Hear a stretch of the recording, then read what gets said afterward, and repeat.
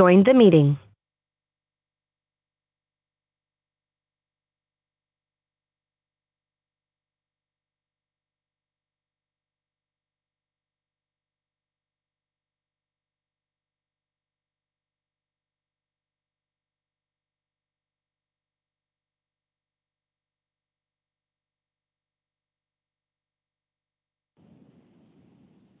Terry Fellner. Joined the meeting.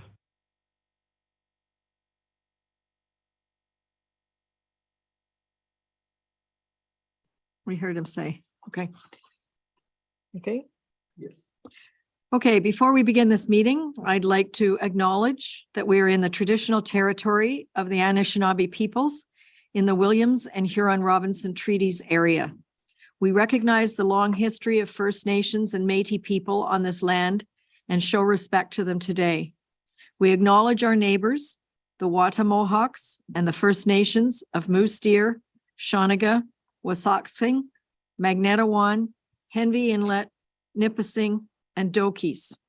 As we are learning from our First Nation partners of the Wasauksing First Nation, I want to stress the importance of accepting our responsibility to take care of Mother Earth, her plants, her animals, and our shared peoples. We will look to each other and the elders of both nations as a source of inspiration, guidance, and the living memory of our communities. We, like all peoples, must accept that we are stewards of creation and that the land comes to us with a responsibility where no hierarchy exists. All life is sacred on earth, in the waters, and in the skies. We have much to learn about the stewardship of our planet to ensure that the decisions we make today will take into consideration the future of our children and that of our children's children's. We begin our learning journey today. And I just want to say that I'm hoping we begin this new year with a sense of optimism and hope that Seguin can continue to lead within the West Parry Sound area with a commitment to building new and attainable homes, passing bylaws that better protect our shorelines and the neighborhoods. And while our official plan continues to challenge our processes, I'm confident that our staff team will bring the overall planning process to a conclusion that we can all be proud of. I want to take this time to issue a very, very special thank you to all of our operations, fire service, and community service teams who worked round the clock to clear our roads and keep our community very safe in every way. As Debbie in operations said, Mother Nature had a fight with Santa Claus this year. Seguin staff, residents, and visitors alike are better because of our teams. There were calls throughout the 10-day break to many of us, but overall, I'm proud to say that this township and most of its residents did exceptionally well. So special thank you to everyone in operations, fire services, community services for leading the way into 2023 in very unusual circumstances. So I will call this meeting to order and ask for approval of the agenda as you received it. Are there any additions or changes? All in favor of the agenda? Thank you. And is there any disclosure of pecuniary interest or general nature thereof? No? We move on. I have a motion that the Council of the Corporation of the Township of Seguin does hereby adopt the minutes of the regular and closed session meetings of council held on December 12th, 2022 as circulated. Could I have a motion from Councillor Adams?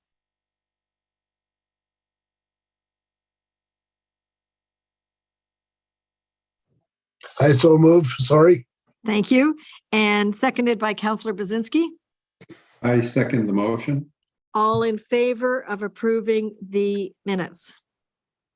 Thank you. Aye. Okay, thank you, Councillor Fellner. I know you're on the telephone, so I will try and acknowledge you each time.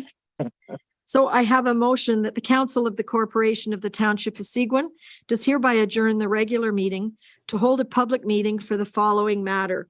zoning bylaw amendment application number R 2022-0027-H for 2761164 Ontario Inc. Could I have, a motion from Councillor Getty?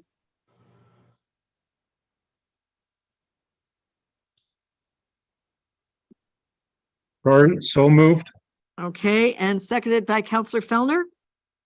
Yeah, I'll second that. All in favor of moving into the public meeting? Thank you. Is there anybody here to stuff in here? Council will now hold a public meeting for a proposed zoning bylaw amendment application. In accordance with the Planning Act, council will consider all matters placed before it prior to passing a zoning bylaw.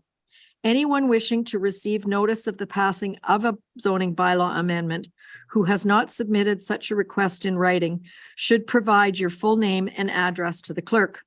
If a person or public body does not make oral submissions at a public meeting or make written submissions to the Council of the Corporation of the Township of Seguin, the person or public body is not entitled to appeal the decision of council to the Ontario Land Tribunal, and the person or public body may not be added as a party to the hearing of an appeal before the Ontario Land Tribunal unless, in the opinion of the tribunal, there are reasonable grounds to do so. The purpose of zoning bylaw amendment application number R 2022-0027-H for 2761164 Ontario Inc. is to rezone the lands to an LSR exemption zone, which will permit a dock and 3-slip 1.5-story boathouse, which projects 28.3 meters into the lake. I now ask the clerk to state the method by which the notice of the meeting was provided and the dates on which that notice was provided. Notice of the public meeting was provided by regular mail on December 12th, 2022, and by posting the property on December 20th, 2022. Notice was therefore considered to be provided in accordance with the requirements of the Planning Act. Has the township received any correspondence with respect to this application? No correspondence has been received. Has anyone registered to speak in favor of or in opposition to this application? Stefan Seiserbach of Planscape, agent for the applicant. Leo Longo of Aird and Bearless LLP, agent for Jason Chapnick. And Jason Chapnick have registered to speak to the application. And I believe Mr. Seiserbach and Mr. Longo are here. Okay, and Mr. Seiserbach, do you want to go first for us? Thank you, Madam Chair. That would be appreciated. Okay, you have the floor.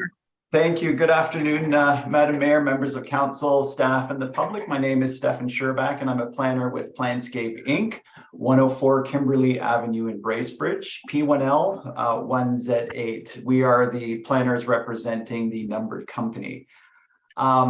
The main reason for the submission, as indicated in the staff report, is simply due to the location of this very large waterfront property. It's situated at the end of a very long, narrow bay, appropriately called Finger Bay. So as you travel down to the end of the bay, the tip of the finger, this is exactly the location of the subject lands.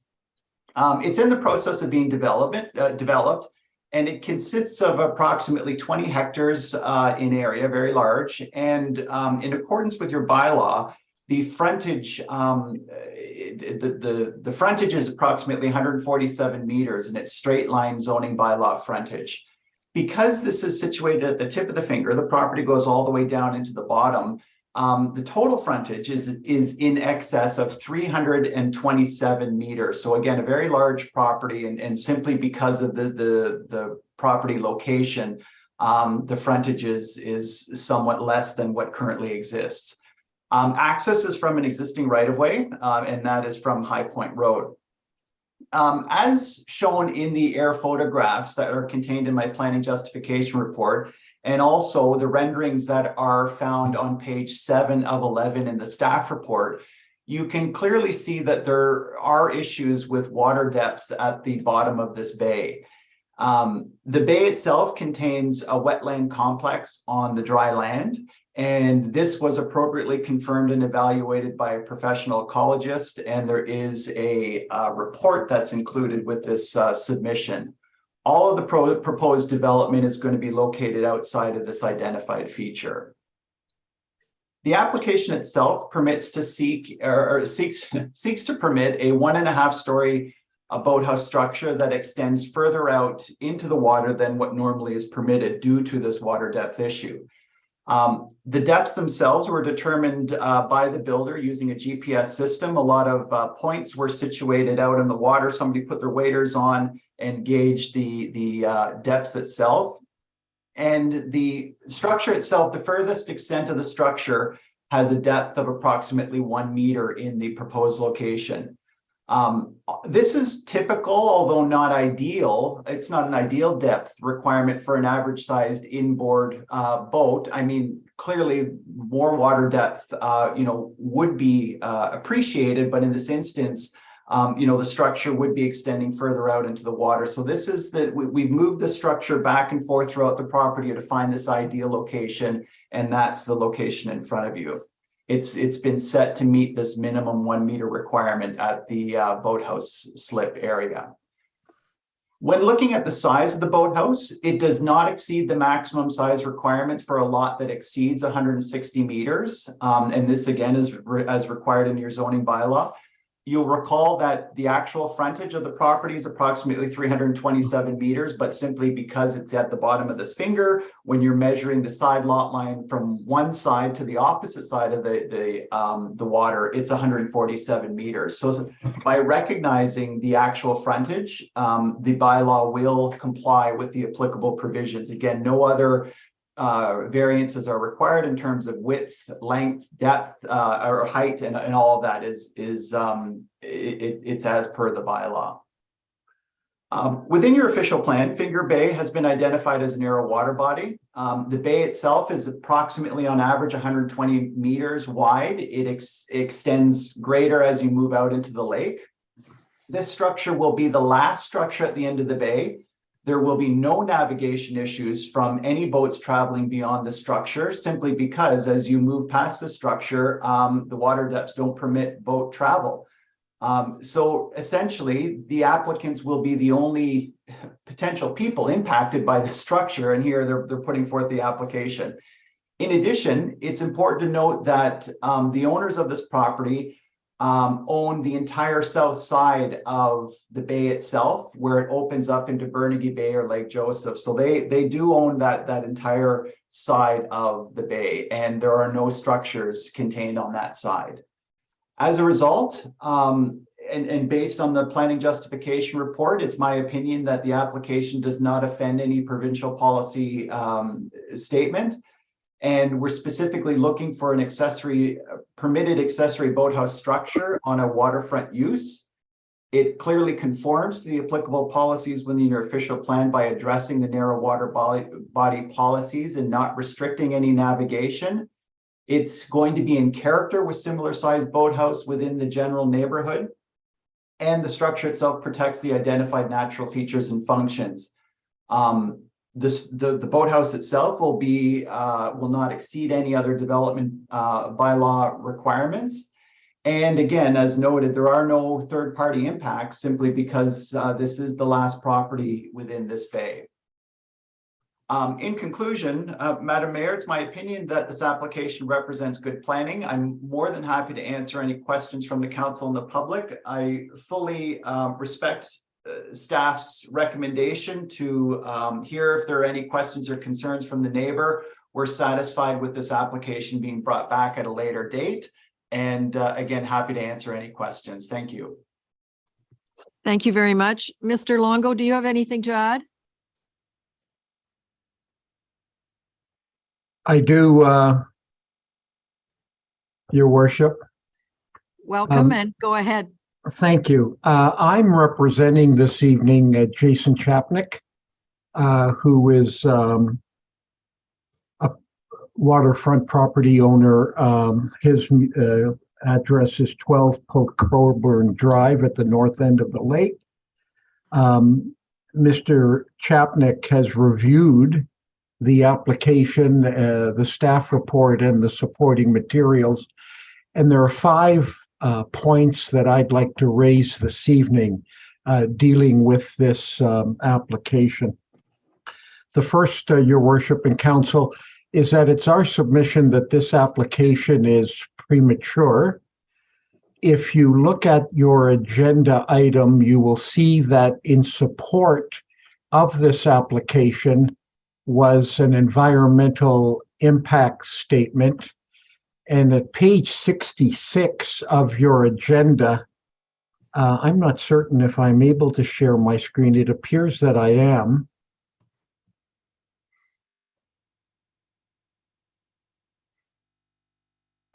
One second.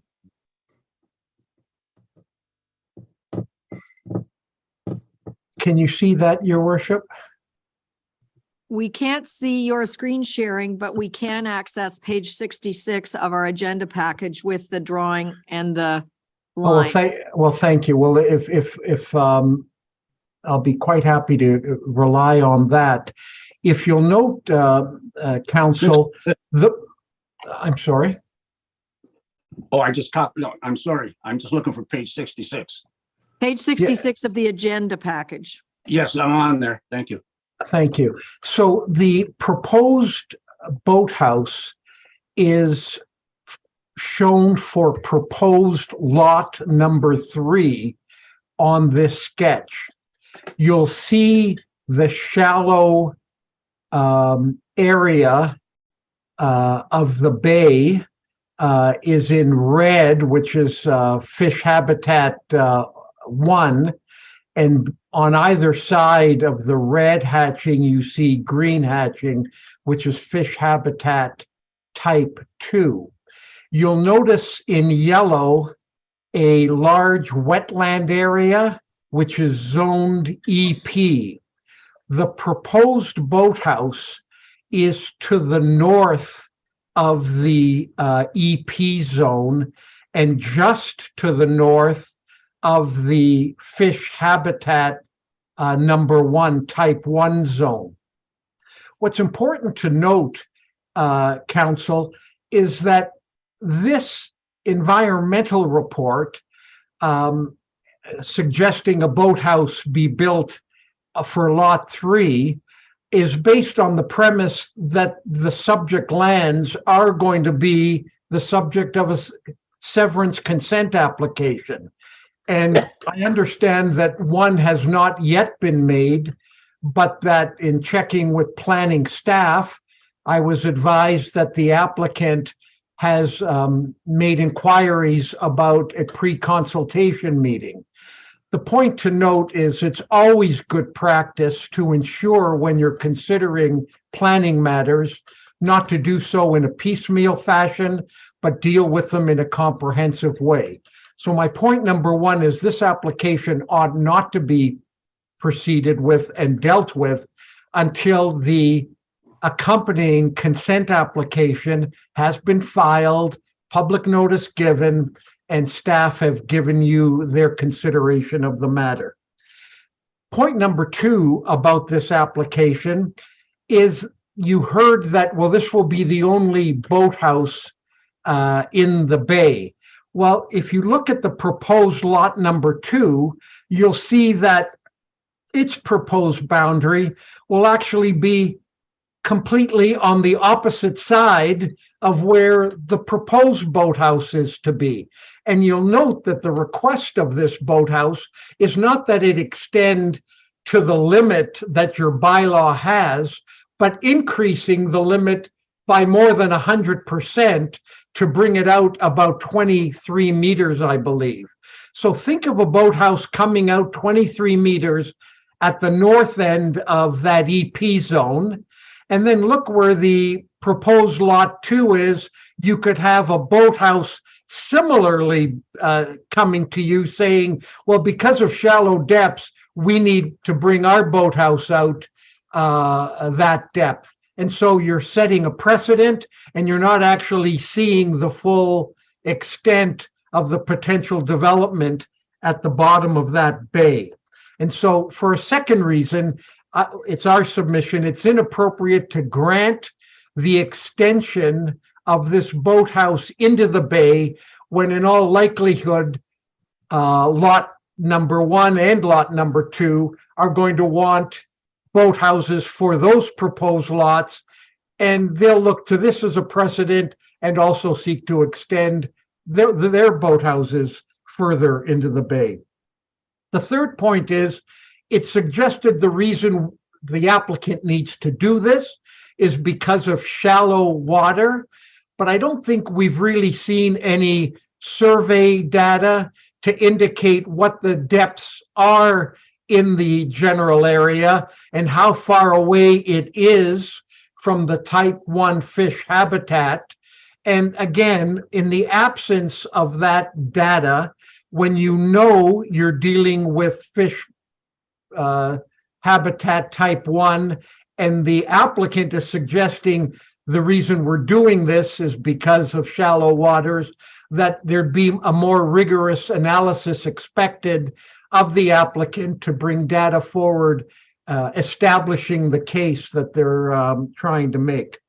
Fourth point, Your Worship, is the staff reports, the applicant says in their justification, the only reason why we're seeking this variance is because of the fact that there's shallow water depth and we need to push the boathouse out farther. But there's a second aspect of this, which is asking that there be a third slip when they're only entitled to 2 slips. That third slip has nothing to do with the depth of the water, but rather they don't have the necessary frontage that would allow them to have a third slip. So the request for a third slip is one unrelated to the hardship of the shallow water. The fifth and final point is twofold. Number one, the fact that someone buys property that doesn't have very good water access doesn't necessarily mean that the bylaws should be revised in order to grant someone something that otherwise they would not be permitted. The municipality zoning bylaw does not guarantee that every person who has waterfront property will be able to access that waterfront and or have a boathouse on it. And there seems to be a sense here of a request that, well, we have a very compromised bay here, and therefore we need this relief. Our suggestion is if it's compromised, perhaps the better approach is not to allow any boathouse at all. And the second point, on point number 5, is, in essence, I think you're privatizing this bay by allowing this boathouse to come out further than it is and saying, as the applicant does, well, we'll be the only ones in this bay and therefore we're the only ones affected by it. It almost seems to be that you're not acknowledging the public nature of the Lake Joseph waterfront, and you're permitting it to be privatized. So for that, amongst other reasons, Your Worship and council members, we believe this is premature, ought not to find support with the council, and we would certainly ask that we be provided with any notice of any future meetings when the final staff report is prepared. We'd like notice of all applications dealing with the consent, and we look forward to speaking to you next time when we have the full staff report before you. Thank you for your time and attention. I'd be pleased to answer any questions you might have. Thank you very much, Mr. Longo. And I point out to council and to the public that this is for information only. So this is the time to ask questions of anyone. Councillor Finson, you're first. I just wanted to say that my questions would have been answered by Mr. Longo. My question was, what happens when the other people that are on that piece of waterfront ask for the extended 28 meters? And that's a lot of extension. It's double what it is now, almost exactly double. So I agree that there's I think some issues that have to be worked out before this is approved. And that was my question is, how can you say no to the other two lots that face on that little piece of waterfront to come out the same distance? You won't be able to get in there at all. Anyway, that was all I wanted to say, is that you did answer that question for me. Thank you. Thank you very much. Just to remind everyone, this is for asking questions, not stating our position at this point in time. Councillor Bazinski? Yes, thank you, Your Worship. I was just wondering what type of structure was proposed for the dock and the boathouse. Is it going to be on piles? Is it going to be cribs? Was there any indication on that?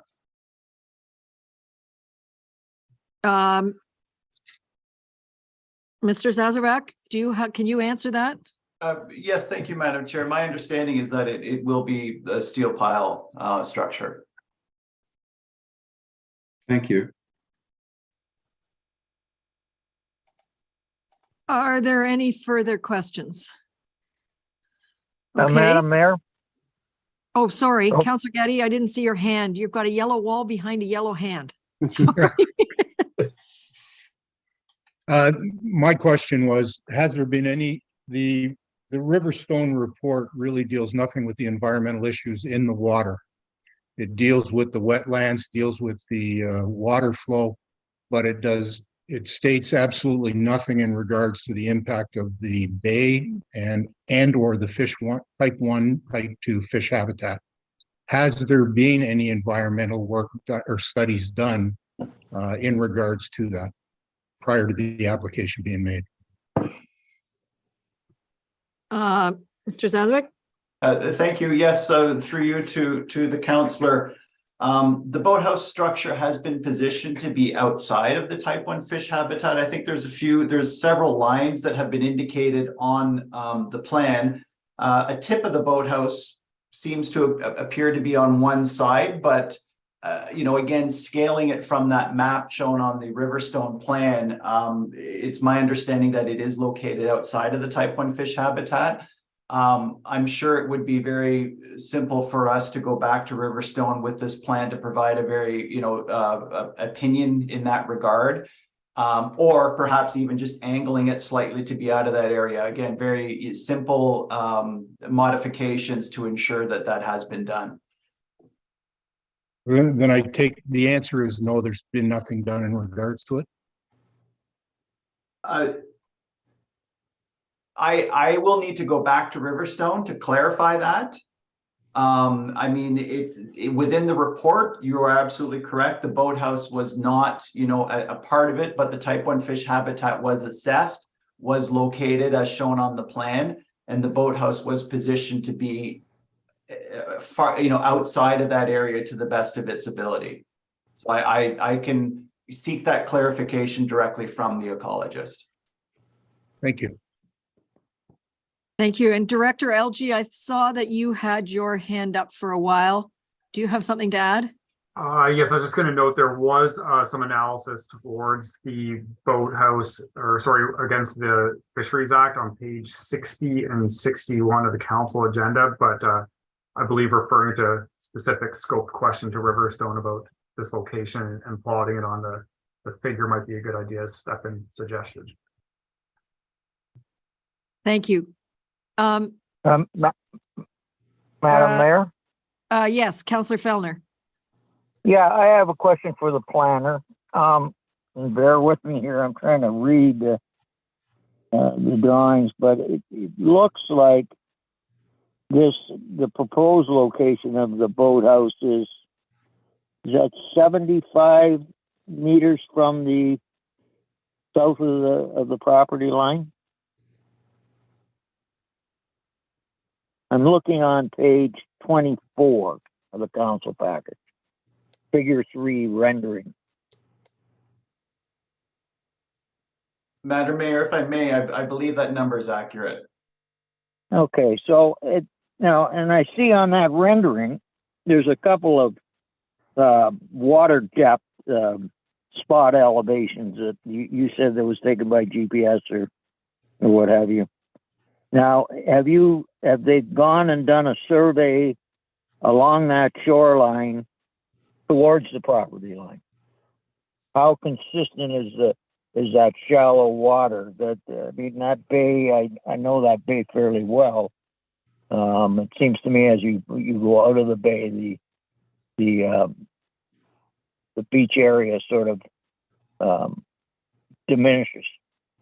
Plus, you've got the advantage of an unopened road allowance, it looks like, on that property boundary as well. So have you got any data available there? Have you got water depths there that you could share? For you, Madam Mayor, to answer the councillor's questions, there was some work done in and around that bay. I'll have to double check to see how far, I guess, north they went. The water depths do improve slightly as you move further to the top within that 75-meter setback. The issue that the applicants have is, essentially is that is facing west. And with the position of the house being limited to that small area, they wanted to provide some flexibility with their views down the bay. I mean, there could be some, again, minor modifications, turning it slightly, moving it slightly further north. But I'll double check to verify the spot elevations that were done. And there was quite an analysis completed with this assessment. And again, you're right, there are some water depths that are included on page 6 of 11 of the staff report. Yep, thank you. Thank you very much. So I think you're hearing several questions and a request for more information, including the accompanying consent applications that Mr. Longo referred to. So we appreciate you bringing this forward for information, and I think working with staff, you have some more information to provide before council is prepared to vote on it.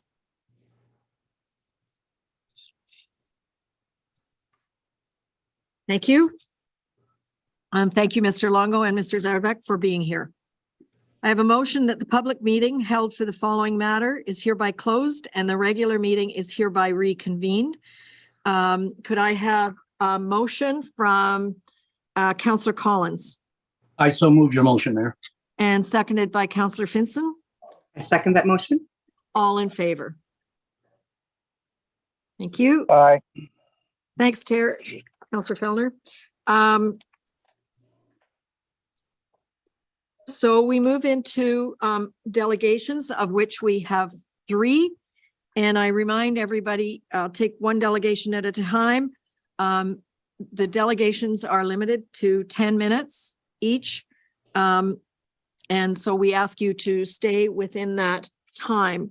So the first delegation in item 6A is from Savas Veritas for 60 Tall Timbers Road. And do I have a motion? This is the one. Okay, so I'm going to read this motion that as per the recommendation of staff report number DPS-PL-2023-002, the Council of the Corporation of the Township of Seguin does hereby grant an exemption for request number E01-2022-0005-H for Clarkson at 60 Tall Timbers Road, pursuant to section 5.1 of bylaw number 2008-104, being a bylaw to prohibit or regulate blasting in areas in the Township of Seguin, subject to the following conditions. The proponent's blasting contractor name the Township of Seguin as co-insured. The proponent, number 2, the proponent's blasting contractor conduct a pre-blast survey to ensure no off-site impacts. Number 3, that the blast rock not be stored on the property. Number 4, that no blasting occur until a building permit has been issued. And number 5, a security of $5,000 is submitted to the Township of Seguin and will be returned once the lands are revegetated in accordance with Schedule B to staff report number DPS-PL 2023-002. So I need a motion to put this on the floor for discussion. Could I have a motion from Councillor Adams?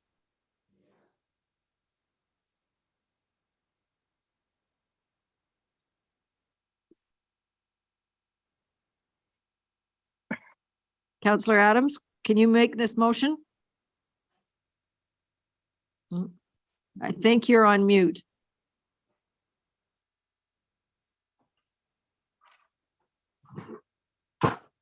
Sorry about that. I still move. Thank you. And seconded by Councillor Basinski. I second that motion. Is there any discussion or questions? Oh, I'm sorry, Savas, I didn't see that. Okay, so do you want to speak first and address this? Sure. Good evening, members of council. My name is Savas Feratis. I'm from Plan Muskoka. My mailing address is PO Box 5384, Huntsville, Ontario, P1H 2K7. I'm here this evening as basically an agent to the applicants for the blasting exemption that you have in front of you here for a decision tonight. I don't really have a lot to add. I won't need 10 minutes by any means, but I just wanted to add I guess, a little bit of history and background to this because I know sometimes there's some questions that come along with blasting exemptions because within the first 20 meters of a shoreline, this file, this project was initiated by a previous landowner in 2018 and was received a committee of adjustment approval on minor variance for certain variances to permit the development that you see in the staff report that this blasting exemption is being requested for. Nothing's changed from that.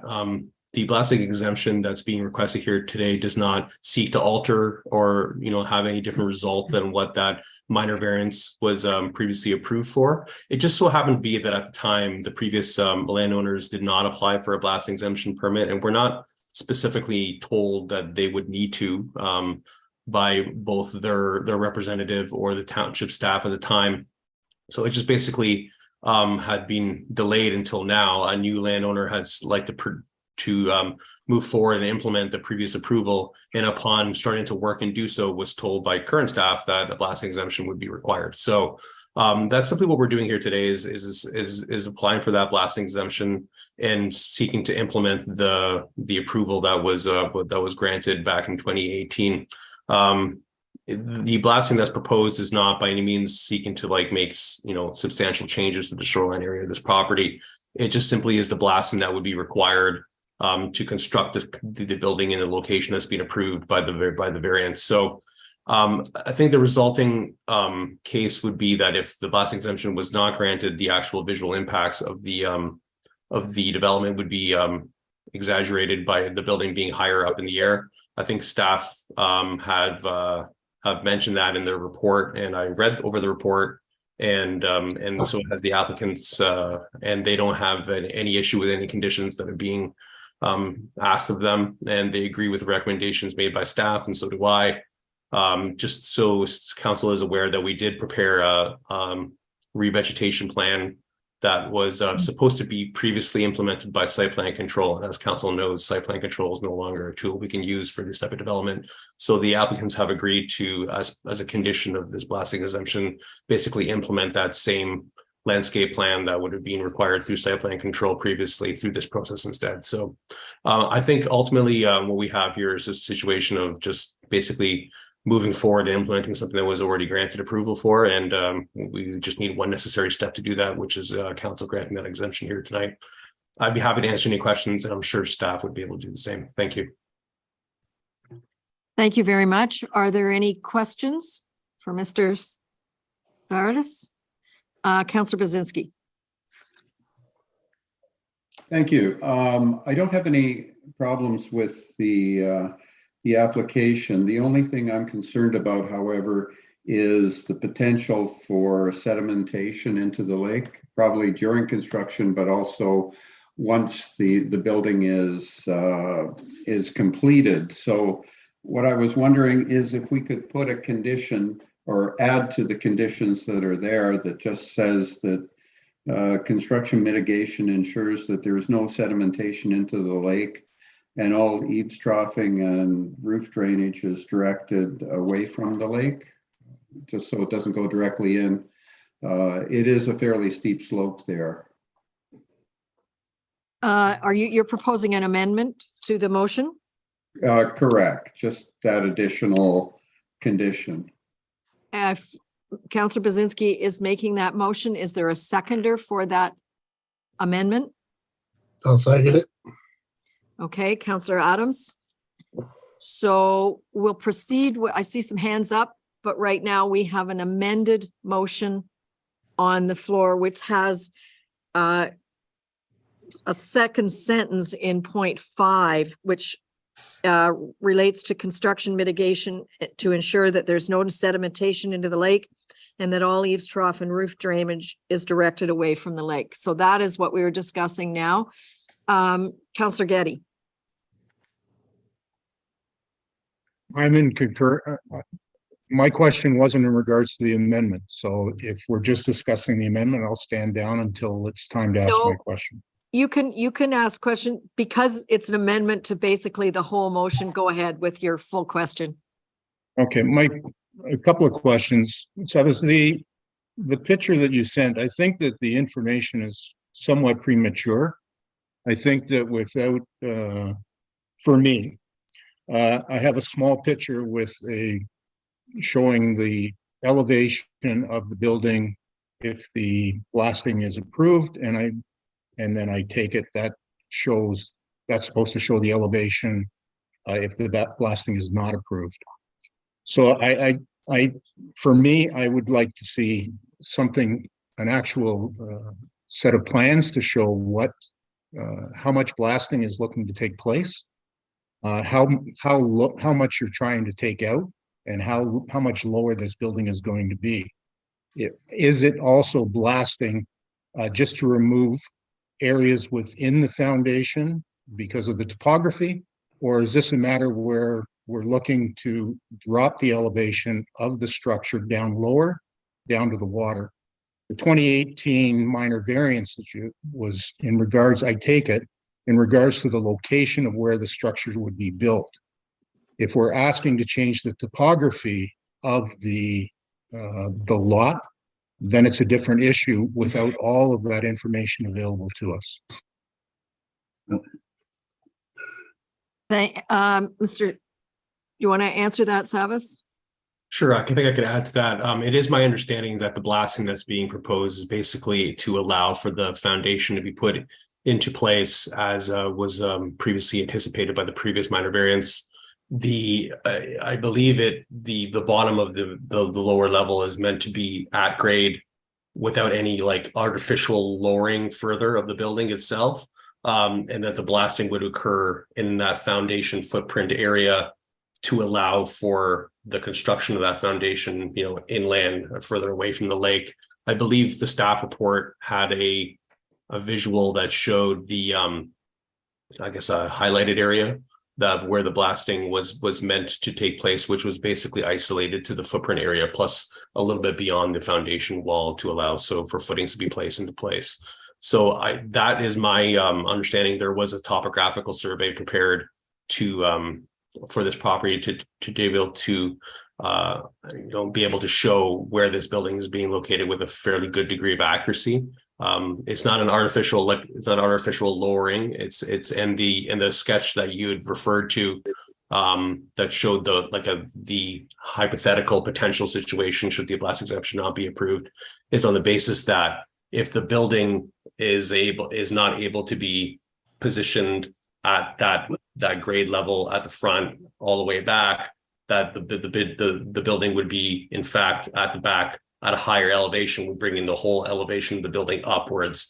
And in terms of discussion with the designers, I was told that it'd be to a maximum potentially 8 to 10 feet higher. Okay. So hopefully that adds a little bit of information. Yeah, thank you very much. I just want to clarify that on page 75 of the agenda package, which is page 2 of 8 of the planning report, that picture is of the actual design proposed of the building. So it is not council's responsibility to comment on design per se. We are only talking about height. Is that correct? I apologize. I'm not speaking about the design. The and maybe I've read it wrong, but if I'm understanding Savis, you're talking that you're just looking to bring the front of it down, to bring it at a level. When I read the report, I read it that there was looking for an extension beyond there, blasting beyond the foundation to be able to run weeping tile, whatever infrastructure would have to go in. If it's just coming down to that level, then my question would be, why would it have to be blasted 2 meters beyond that?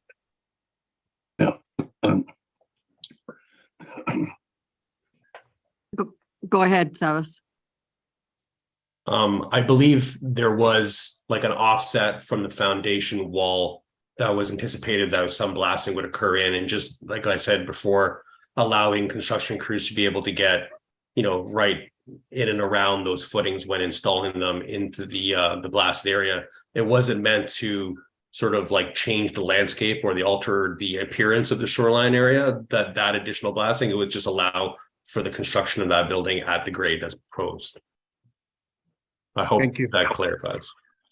Thank you. Thank you. And Director Algie, do you have something to add to that before I recognize the other councillors? I was just going to add for illustration purposes that Councillor Getty was correct that there was a bit of a skirt of area blasted just outside the foundation. It's shown on page 84 of the PDF package in the yellow. You can see the building outlined then with a little bit of additional area, and it does show extended blasting 6 feet beyond footprint. So just want to add that. Thank you. Councillor Collins. Yes, thank you, Mayor. I'm on page 78, and I'm looking at the proposed blasting area. My questions are pertaining to the blasting part. My first question is, I guess, I don't know who I'd ask, I guess Taylor, do they own the original Shore Road allowance?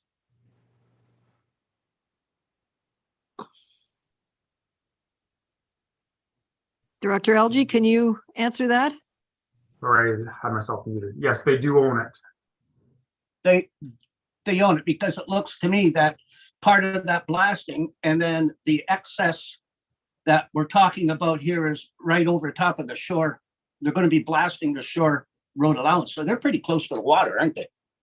Yes, they'd be about, I think, 10 meters from the water's edge, give or take. They purchased the Shore Road allowance, it looks like in around 2007. Okay. I kind of agree with Councillor Getty. I'm thinking that we need a little bit more information on. I don't want to give them carte blanche to go in there and blast whatever they want.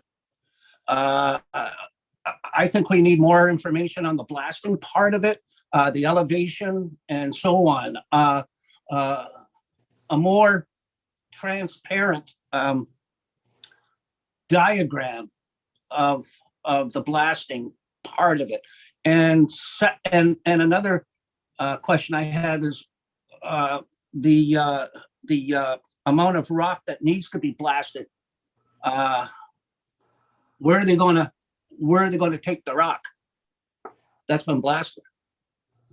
Is it off property? Yeah, Councillor Collins, I will show you that the one of the conditions is that the blast rock cannot be stored on the property. So Good. Wherever they take it, that's one of the conditions. Good.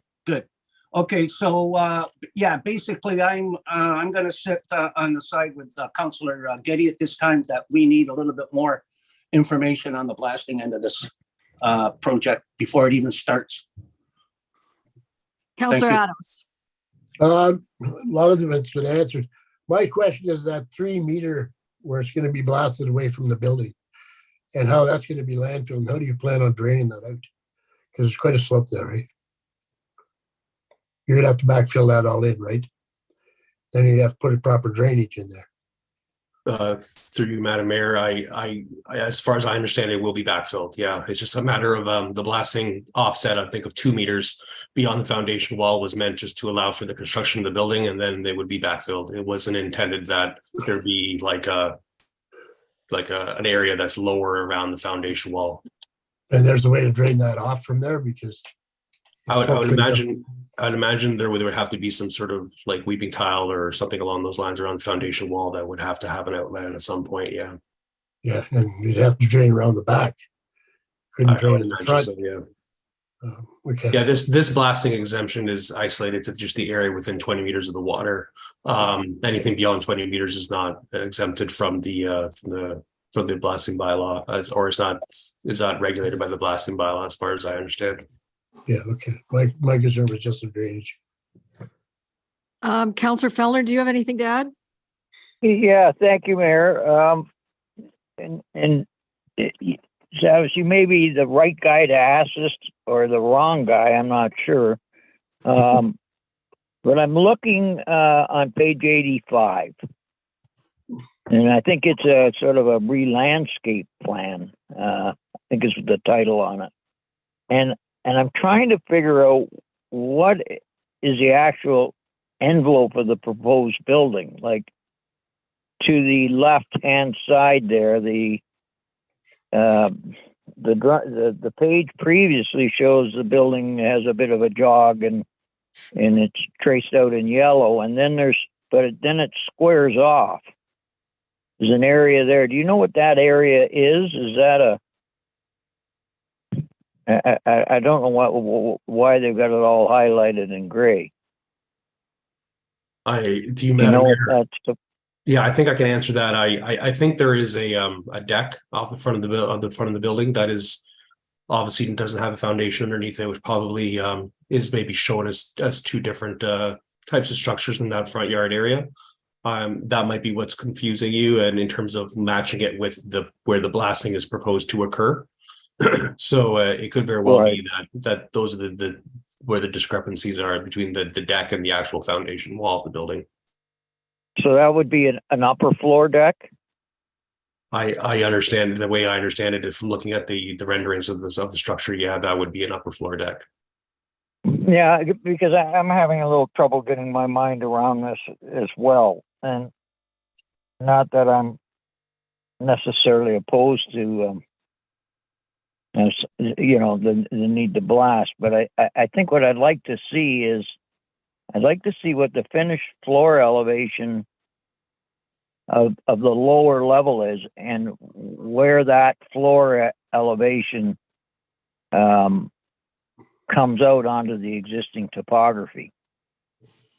So, because it is a fairly steep lot in places. And I'm just trying to, you can't really see too much from the pictures because everything's covered in sand. So I think that's the sort of information I'd like to see before I'd be sort of comfortable making a decision. What is that finished floor elevation and how does that translate into the existing rock elevations on the property? Okay, thank you very much, Councillor Fellner and all the other councillors. I'm hearing from council that there's some more information required. We have a amended motion on the table. You have the option to approve it, defer it. So first they should deal with the amendment. So they should vote on the amendment. Just that sentence. Further information will be your final motion. Okay. Okay. So, Councillor Bazinski, do you have a question before we proceed? You're muted. Councillor Bazinski, do you have a comment? Yes, Madam Mayor, sorry.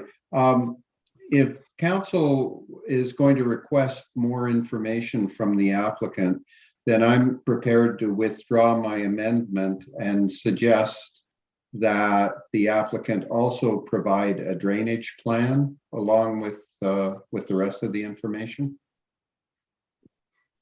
Okay, thank you. So just let me check with the clerk. So therefore, we're voting on the original motion. So Councillor Bazinski proposed the amendment as Withdrawn it. As long as Councillor Adams is fine with withdrawing it, it's the second. So see if he's fine withdrawing and then get back to the original. Okay, so Counselor Adams, since you seconded the amendment and Counselor Bazinski is withdrawing it, are you comfortable with him withdrawing it? And we'll go back to the original motion and vote on that. Yeah, so I was just concerned about the drainage. Okay, so we have the original motion as it was as I read it, without an amendment. And we have the option of passing it, denying it, or deferring it until further information. So, Madam Mayor, I'm sorry, I can't put my hand up. Okay, Counselor Fellner? Should someone be proposing a motion to defer? Yes, yes. The intent is to defer it? Okay. Yes. Yes, I will. So Counselor Collins has made a motion to defer this, and I Yes. need a seconder for the deferral. I will I'll second it. Counselor Getty? Okay. Yes. And Director LG, you see a couple requests in there for drainage and perhaps more details of the actual layout. But council, we do not comment on design. We comment on drainage and location, but not design. So we have a motion to defer the original motion until further information is provided, including drainage. All in favor of the deferral? Okay. Aye. All right, so that is carried. Do I need to put a date in?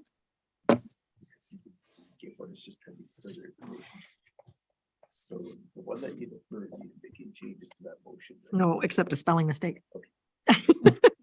Okay, so that is deferred and I turn it over Director LG and Savas to figure out the next steps. Okay, thank you very Thank you. much for your time. So we move on to item 6B.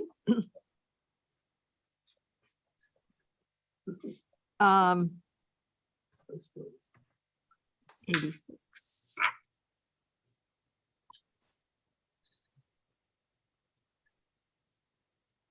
We are just letting Diane Clements from the Perry Sound Forest School into the meeting.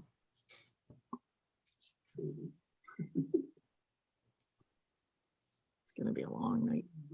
Take a 5-minute break.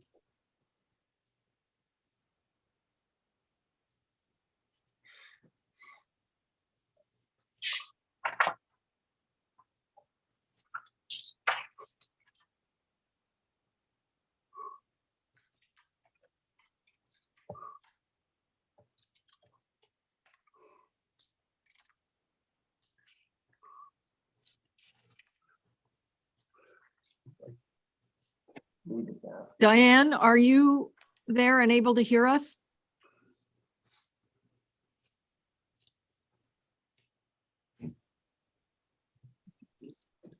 Diane, can you turn on your camera and your microphone? Yeah, I'm working on it. Can you Okay. hear me? There we I go. can hear you, but I can't see you. Okay. Diane, thank you very much for joining us. And we have 10 minutes for your delegation and welcome. Good morning. Thank you. I mean, good evening. Thank you very much, Madam Mayor, council, staff, and members of the public. My name is Diana Clements. My residence is at 84 Pine Ridge Drive, McDougall, Ontario. And I'd like to thank you this evening for giving me a little bit of your time. The deputation that I'm doing right now, I have also done to Perry Sound Town Council as well as Carling with a few changes to it. But basically, I'm just interested in sharing with council tonight what our work is, what we have been doing in your community, because I have a feeling that you might not be aware of us and what we've been doing. And also to thank you for the support that the township has already given us. So am I able to, I need to share my screen to do this. Is that okay? Yeah, I believe you are allowed to share your screen. I think it's enabled. There we go. Yeah, Super. we can see it now. Okay, thank you.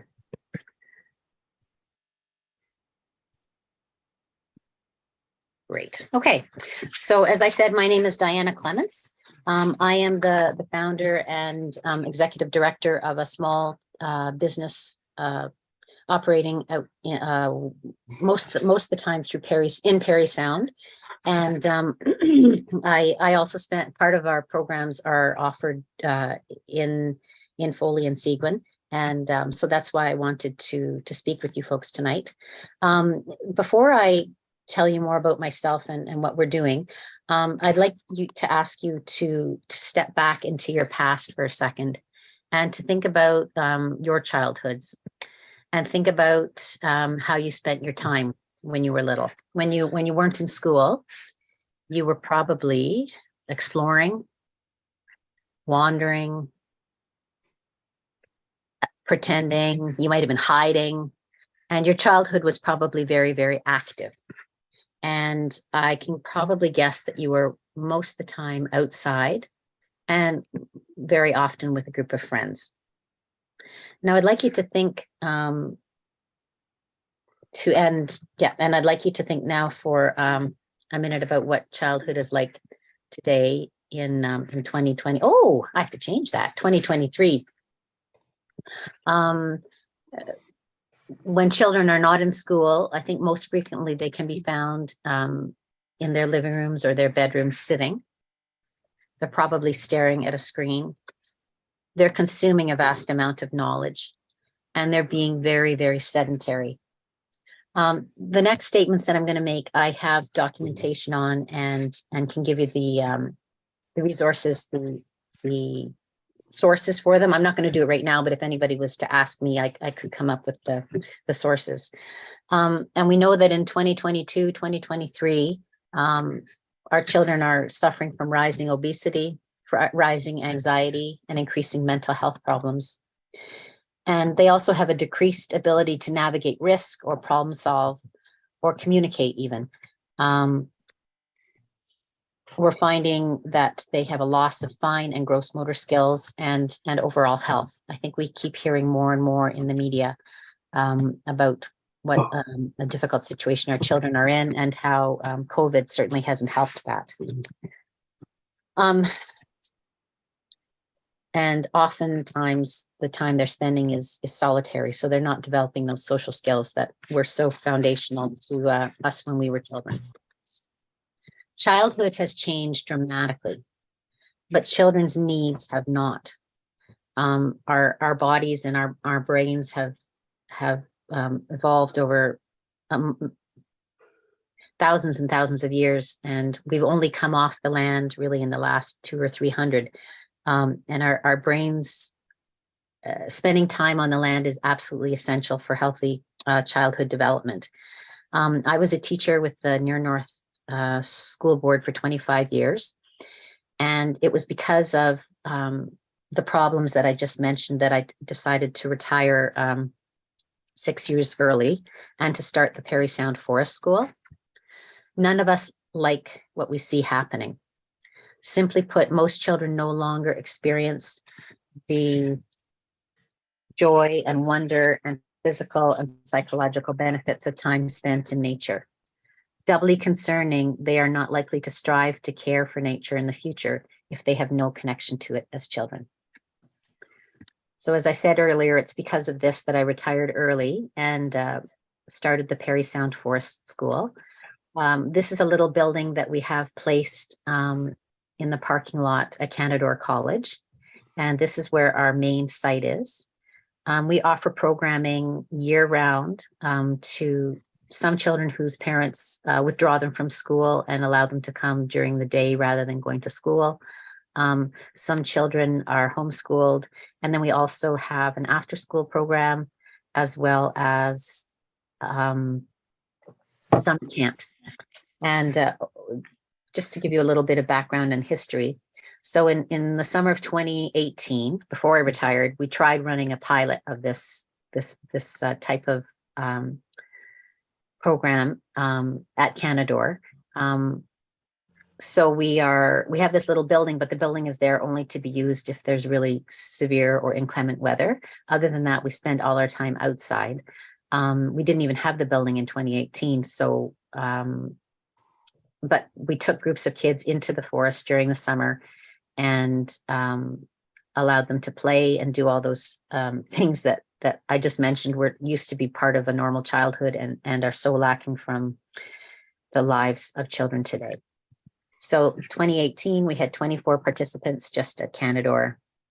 2019, I offered, I think, a few more weeks and we had 40 participants.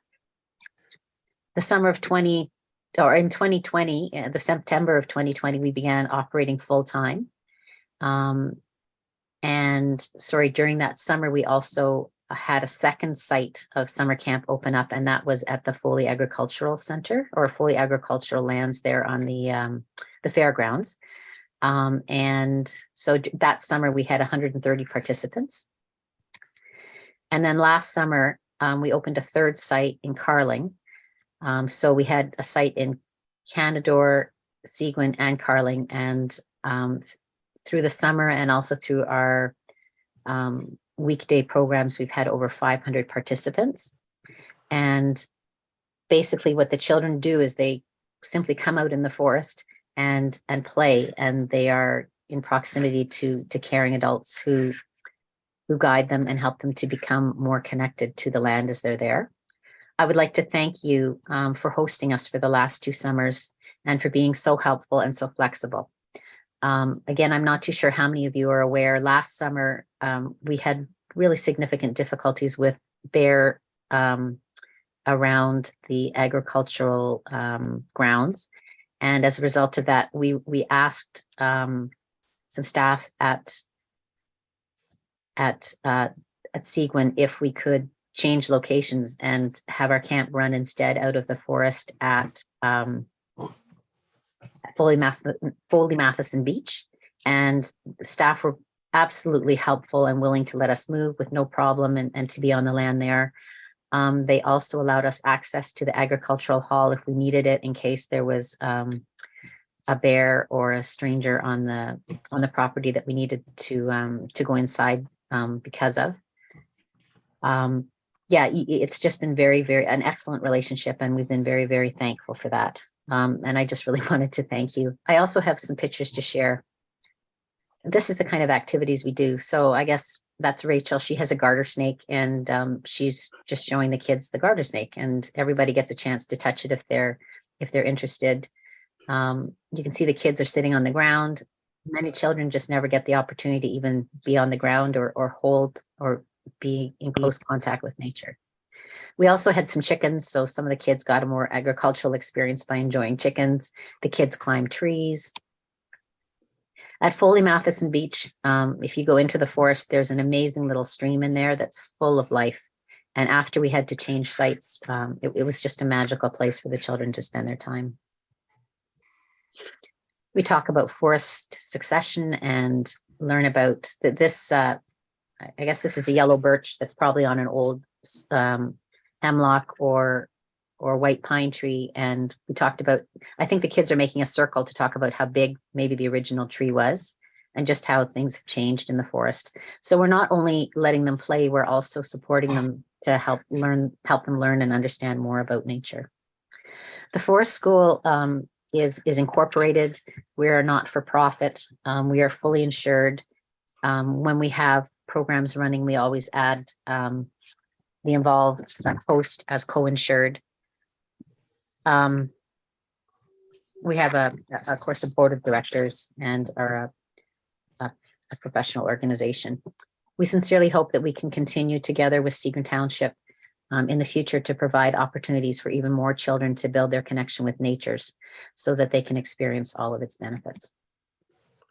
So yeah, that was all I wanted to do, was just to say thank you to you for hosting us in the past and just let you in on what it is we've been doing.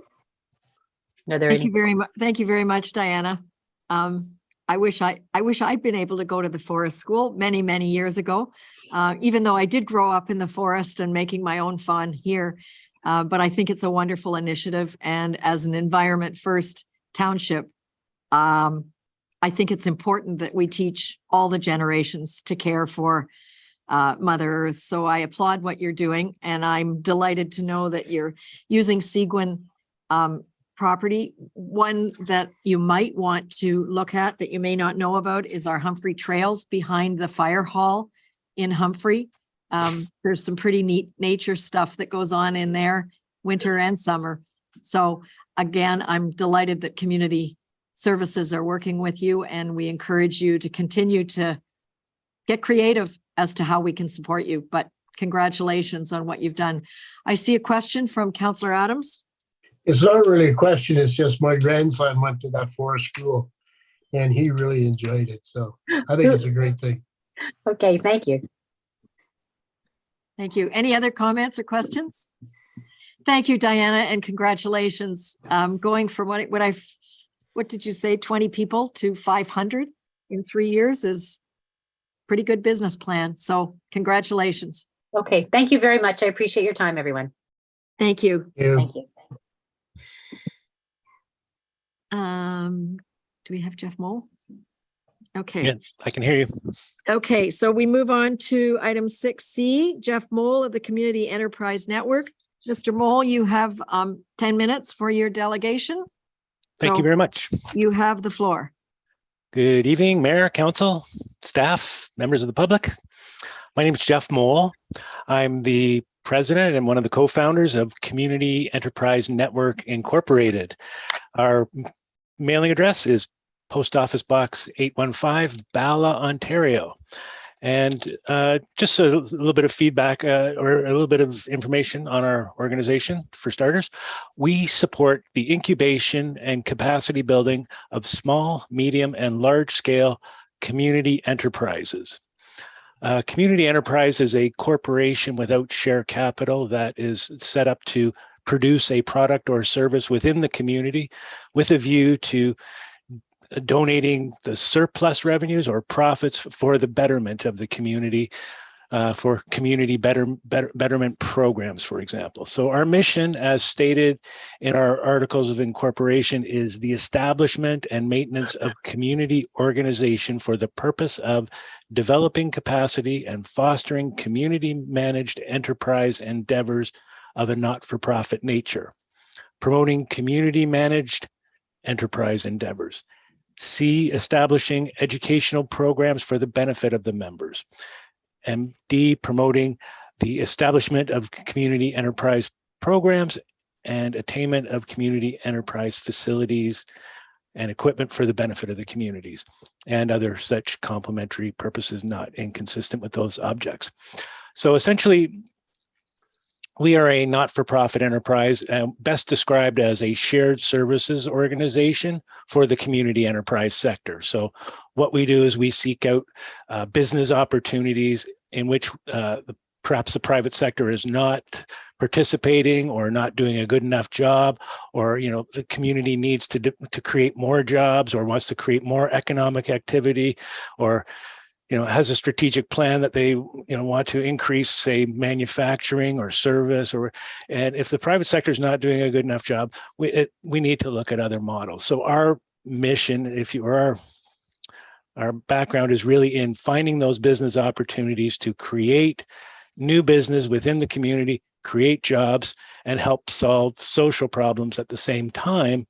So we basically look to go out, and when we find a business idea, we create a business plan and a strategy as to how to move that business from concept to completion. We do a lot of the heavy lifting when it comes to mobilizing the corporation, incorporating the business, finding a board of directors, reaching out to the community, inviting them to become members of what we set up as a co-op, inviting the community to become members of the co-op, and basically moving forward with the business idea to get it to the point where it's creating jobs and economic activity within the community. So I'm here today to really ask that members support a motion at the Association of Municipalities of Ontario to call on the province to enact a Community Economy Act. And additionally, that they would call on the province to support a pilot project as proof of concept. So essentially what we're saying there is there are examples of the community enterprise sector around the world, but they're very few and far between. There are lots of social enterprises out there, and a social enterprise tends to be an organization that's set up by a charity for the purpose of producing a product or service, generating revenue, and where the profits go back to the charity to support the mission of the charity. Our model is a little different in that it's an enterprise that's set up to produce a product or service, but instead of surplus revenues going to a charity, the surplus revenues are put into a fund and made available for community benefit programs. So to fund, those organizations that quite often might be looking to the municipality to fund their efforts. So it just provides an extra stream of revenue for nonprofits in the community, similar to the way the Trillium Foundation works, where they have a funding envelope and they make that available for specific projects. So why do we need a Community Economy Act? Well, as I mentioned, there's really not a lot of great examples around the world. The closest that I've come up with is in the UK, an organization called the Power to Change. They were funded with a £150 million endowment by the big lottery in the UK, and their purpose is to support what they call community businesses. Their definition of community business is basically the same as our definition of a community enterprise. It's really just how it's described, the name of the type of enterprise. So, basically, why do we need a Community Economy Act, and what would be involved in that? Well, we're asking that the province put in place policies and programs to support the growth of the community enterprise sector. And so what that really means is that from a policy standpoint, the government would consider perhaps procurement from the community sector ahead of the private sector, or they might make available business opportunities to the community enterprise sector that take place on public lands or involve extraction of public resources. But basically, that's on the policy side. But on the program side, what we really need is the ability to finance the startup costs and finance the capital costs of building a business. And so we're asking that the province create a startup capital fund where community enterprises can access startup capital from a fund on an ongoing basis. There are programs out there such as the Rural Economic Development Program. The Trillium Foundation also offers funding for these types of activities, but they're generally not enough, and generally they're not available on a timely basis. So, they'll open windows and you can apply for a certain amount of funding, but once that window closes, the business, your opportunity is gone and the business has to sit there and wait for the next grant opportunity. So what we're suggesting is that the province would put in place that fund through regulation. So what happens when we identify a business opportunity? We identify, okay, so we need a business plan. We might need feasibility studies. We need, all the work around mobilizing the board of director and corporation costs. There are a whole host of costs to get a business idea from concept to being shovel ready.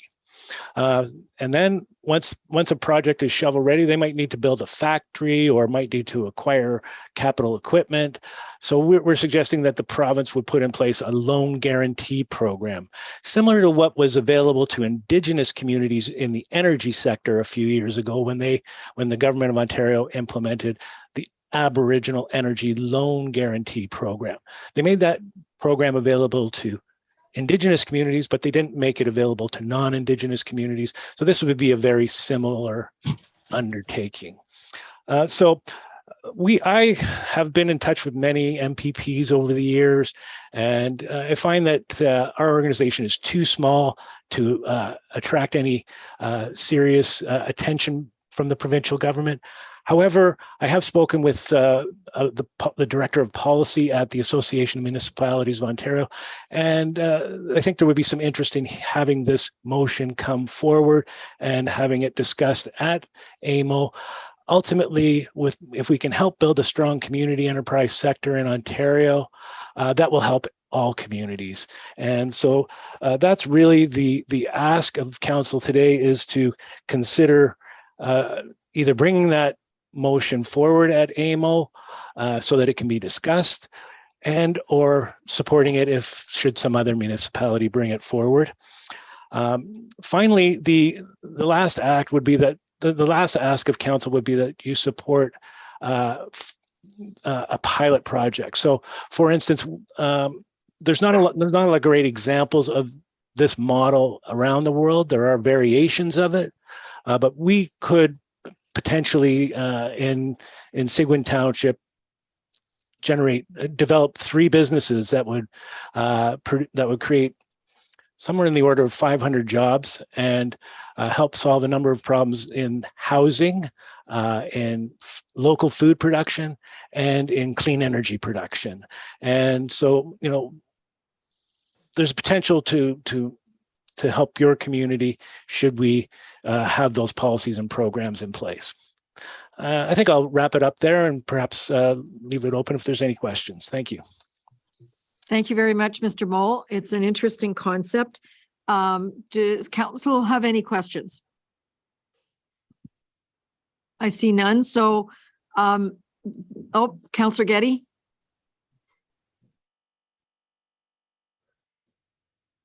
Sorry, thank you. I understand the concept, but if you're asking for support, I would think that I would like to see more specifics on what type of pilot project you'd be looking to take forward, and what would be the structure of you gave us an overview, but there are, as you mentioned, there are funds already available for startups. So what would make this different? So even a concept paper on your Community Economy Act before I'd be comfortable completely supporting it blindly. Great, thank you very much, Councillor Getty. Your worship, I could bring something back to answer that question for the councillor if at the next council meeting, if that's the wish of council. I think it's important for you to understand that any organizations looking for financial support need to apply prior to December 1st of any year for the following budget year. So I encourage you to visit our website and understand how that application could go in for next December. I think we'll watch. If I could, I'm not here to ask for money today. I'm just here to ask for council's support at the Association of Municipalities of Ontario, and to perhaps ask the government to consider running a pilot project, whether that would be in Seguin or Muskoka or Parry Sound, who knows? But we're not here to ask for money at this point in time. Okay, thank you for clarifying. And we will, there are several of us planning to attend the Association of Municipalities meeting in August, and we'll watch for a motion and the recommendation from AMO at that point. We have many startups in Seguin that have been very successful in getting funding, not on not necessarily on a timeline, but sometimes very quickly from NOHFC and FedNor, because we are in Northern Ontario, unlike Muskoka. Right. Our startup companies and organizations have access to different funding. So we'll look to see what the motion is and see what our recommendation is from AMO. But I appreciate you sharing the work you've done and bringing us up to speed. If I could, Madam Mayor? Quickly. I'm just wondering, in addition to AMO, there is also Roma and other organizations. If any member wishes to invite me to join them at Roma, I understand you get some speed dating opportunities with MPPs. And if anyone is interested in that, I would encourage you to allow them to reach out to me directly. Thank you. I encourage you to look at the process for that, the delegation, which you refer to as speed dating, which it truly is, for Roma, Good Roads, AMO. Those delegation requests happened several months ago. So, and they have to be very topic specific. So I encourage you to consider yourself joining Roma or reaching out to those organizations directly. But I appreciate your information tonight. All right. Have yourself a great evening. Thank you very much. Thank you. Bye for now. Goodbye.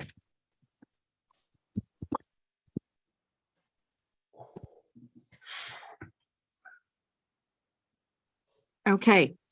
I have a motion that the Council of the Corporation of the Township of Seguin does hereby receive the staff reports as presented on the agenda for January 9th, 2023 meeting of council. Could I have a motion from Councillor Fellner to receive staff reports? So moved. Thank you. And seconded by Councillor Collins. I'll second that motion, Mayor. All in favor? Thank you. And I believe I'm turning it over to our clerk, Craig, for item 7A. Which is for information only, I believe. I don't know if there's any question. Okay, and our clerk says it's very complete in the agenda package. If there's any questions about the accessibility initiatives that he and our team undertook, he will entertain those questions. Otherwise, it's an information item. I see no questions.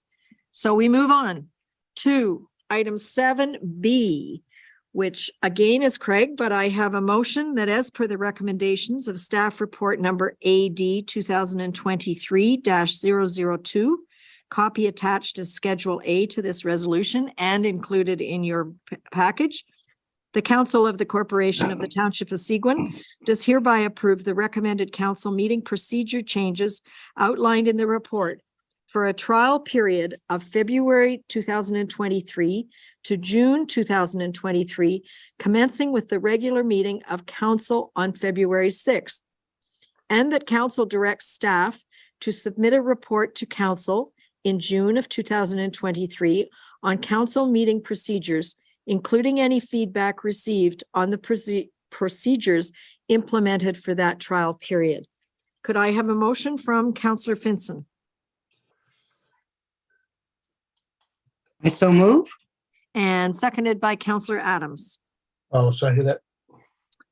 And you have a very complete report in your agenda package. Are there any questions for Craig or anyone else? Mm-mm. Nope. Okay, then I will call a vote. All in favor of accepting the recommendations for a trial period, February to June.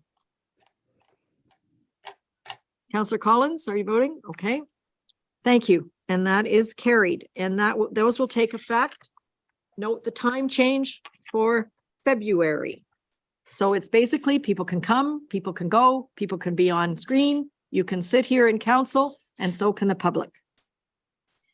I move on to 7C with a motion that as per the recommendation of staff report number TR 2023-001, the Council of the Corporation of the Township of Seguin does hereby direct staff to include the capital budget contained in the staff report in the in-principle budget approval to be brought before council in February 2023. Could I have a motion from Councillor Bazinski?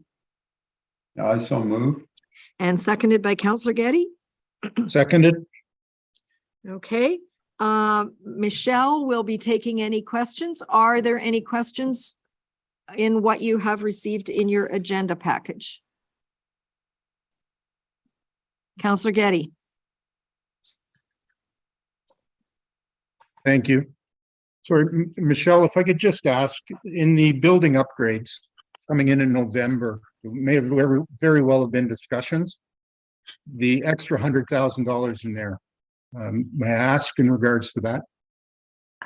If you've been in the township office, there's an area out back we call the peanut gallery where Yes. Public Works is. The plan right now is to put some office spaces in there. We're running out of space, basically. So that's where that I is. thought is that's what it intended might to have been go. after. Okay, thank you. The other one was the replacing of a van. I didn't see anything in the overview of the report about it. And I'm just wondering what's that a replacement of? The replacement of the vans, that's in community service. Those are the two vans that our staff use to run around to the buildings. Okay. Thank you. Councillor Bazinski. Thank you. I understand that this is an in principle approval. Will we have an opportunity to discuss the total budget at some point in time? Sort of a more fulsome discussion? So this is the in principle of the capital budget and the reserves and the reserve funds. So the next step at the February meeting, we'll bring the operating budget in principle as well. Once we've finalized all of the carry forwards, we get all of our final levies and we can actually set the tax rate. That will then come to council as a full package of everything that we've brought to you in the last few months, bring it all together and we'll bring a full package. And at that point in time, I would expect that, yes, you will have a fairly fulsome and rounded discussion on the budget itself. Thank you. And the other question then would be, I know when I was on council previously, it was kind of a joint meeting between council and the finance committee. Would this happen again? Where in addition to the presentation on the budget, we would get the finance committee giving their review of it and recommendations? I would expect the finance committee will be involved. As it stands right now, we don't have a finance committee yet. Council will be appointing that. But I would expect that the finance committee will be involved in the final budget. You want to handle it? Or? Thank you. Thank you very much. I, as much as we will have an opportunity to look at the overall budget, I do encourage you to look at the pieces of it. Tonight, capital, next month, operating, because those are the building blocks that Michelle and her team need to bring the full budget. So don't defer all comments. We need to hear them if they exist now. But I see no further comments. So we have a motion to, oops, Councillor Getty, sorry. Oh, and Councillor Collins. Sorry, Mayor, I'd be trying to move around this screen.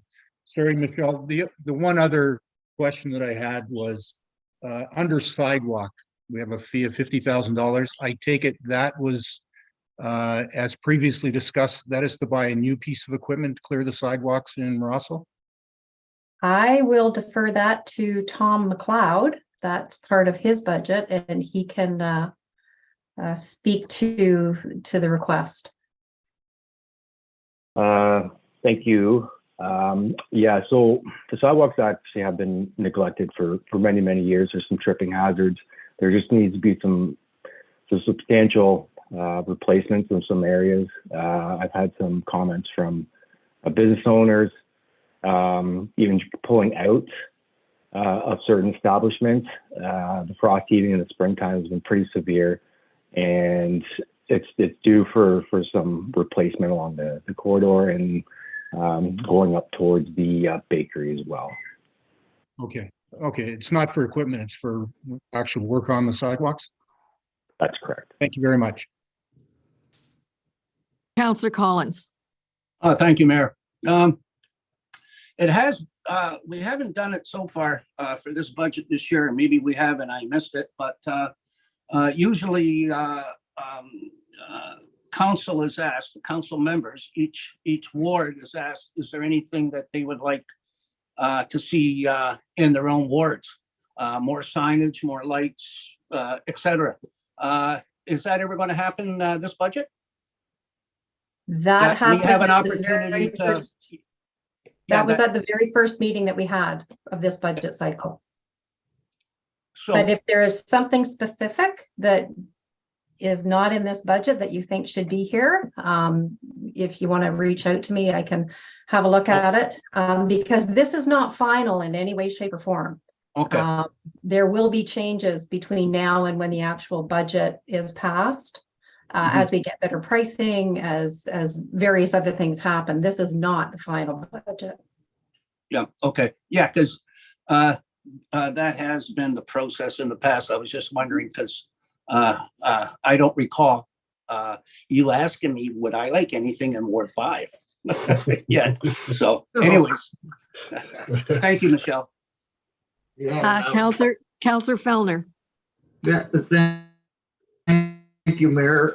This is a comment, I guess, for our Director of Public Works, but I see we have budgeted 570,000 to replace a tractor and a Acker trailer in 2023, or is that to replace the tractors at 150,000 plus another 50,000 in 23? Am I reading that right? Is it 620 in total or 570?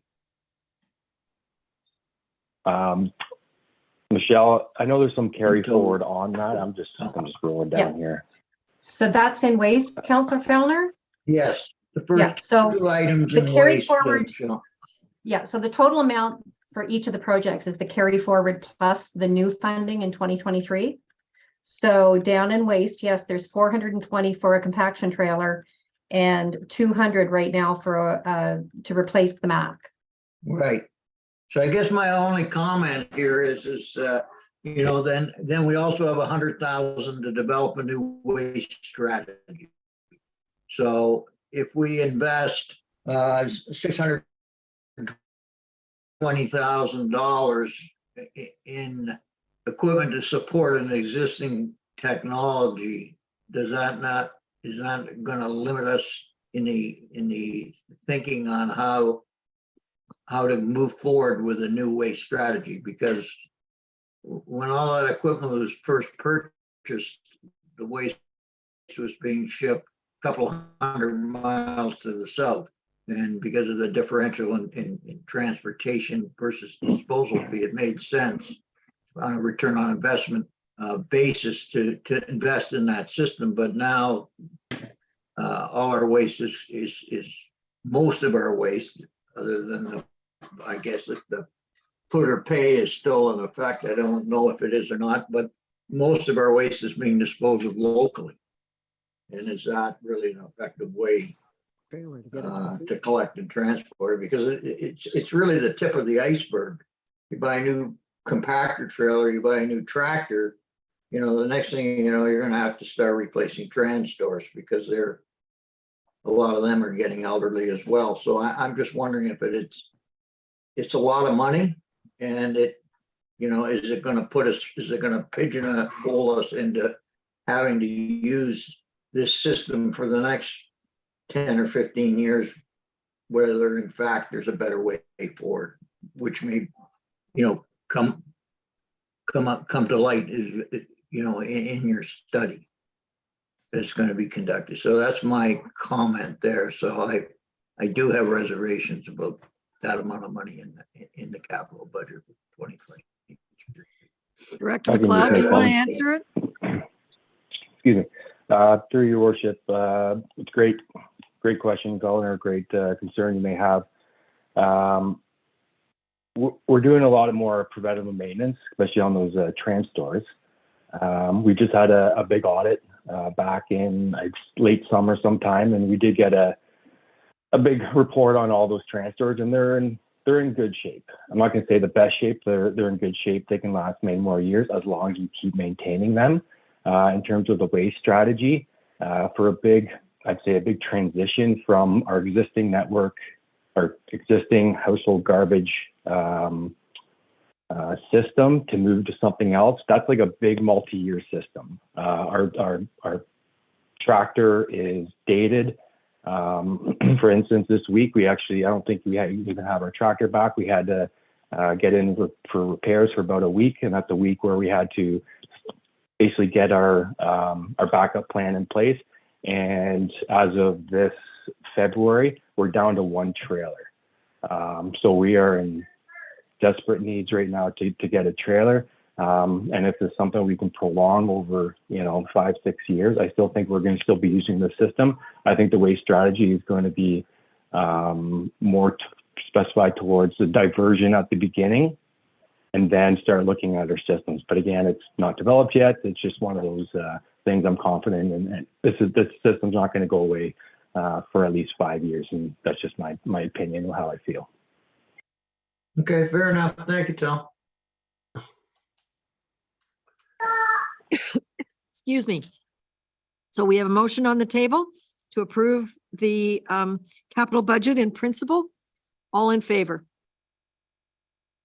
Thank you. And that's carried.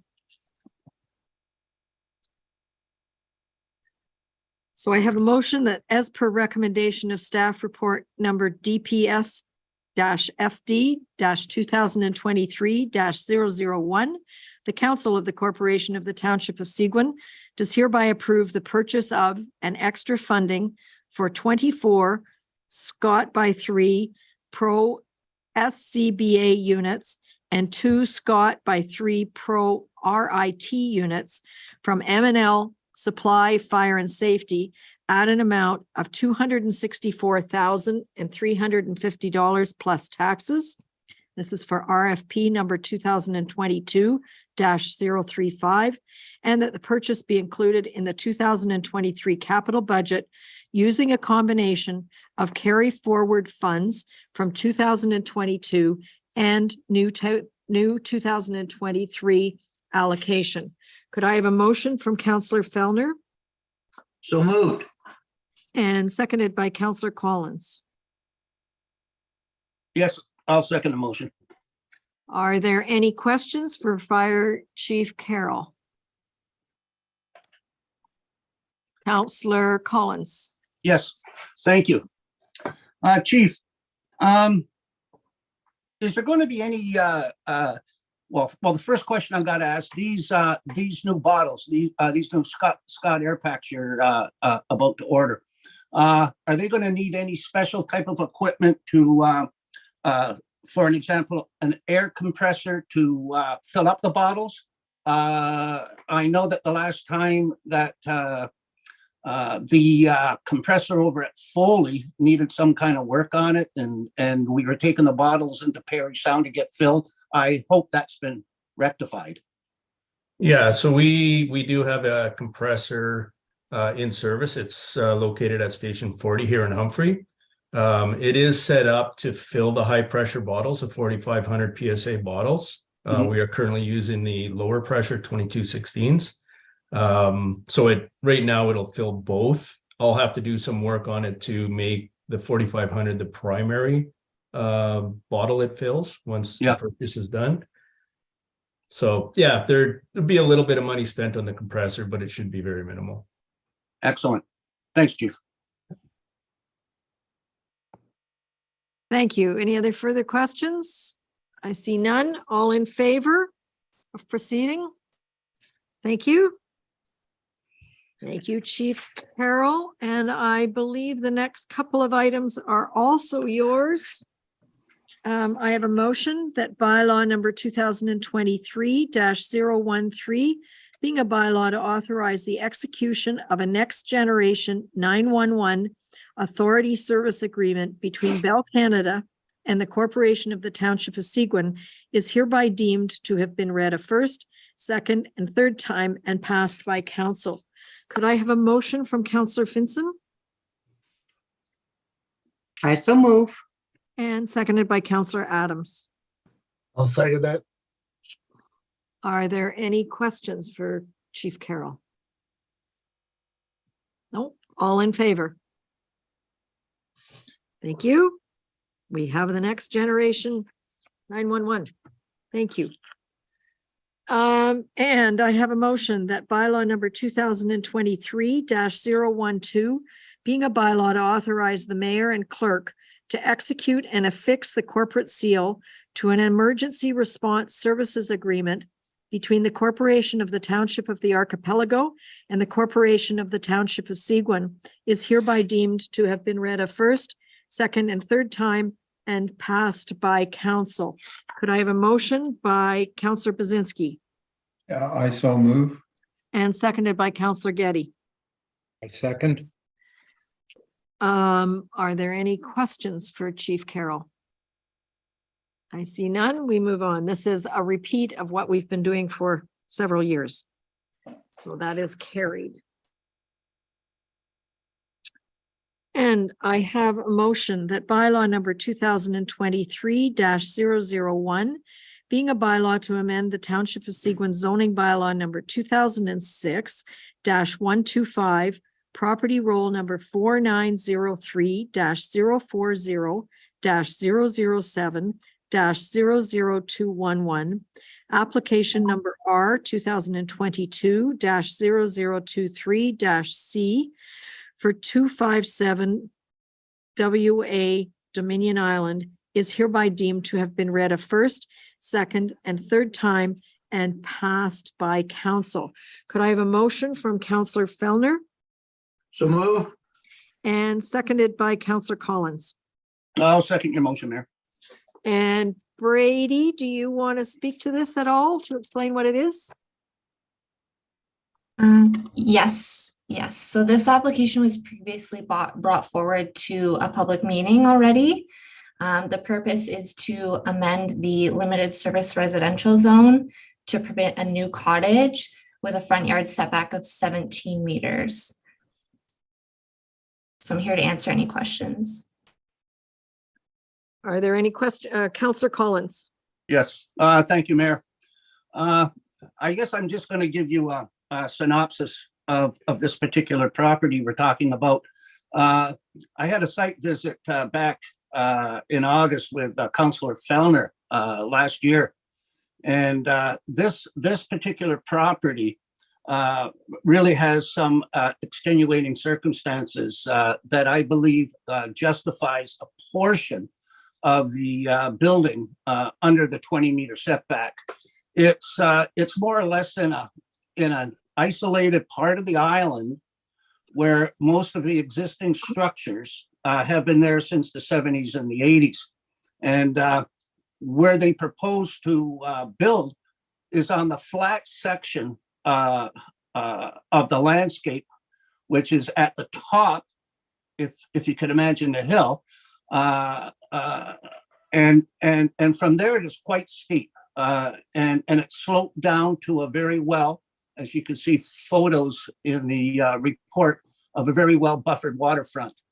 And it is, and I hope that my colleagues also note that all the other neighbors are in support of the build. So I will support staff recommendation to pass the zoning bylaw amendment. Thank you. Thank you, Councillor Collins. Councillor Getty.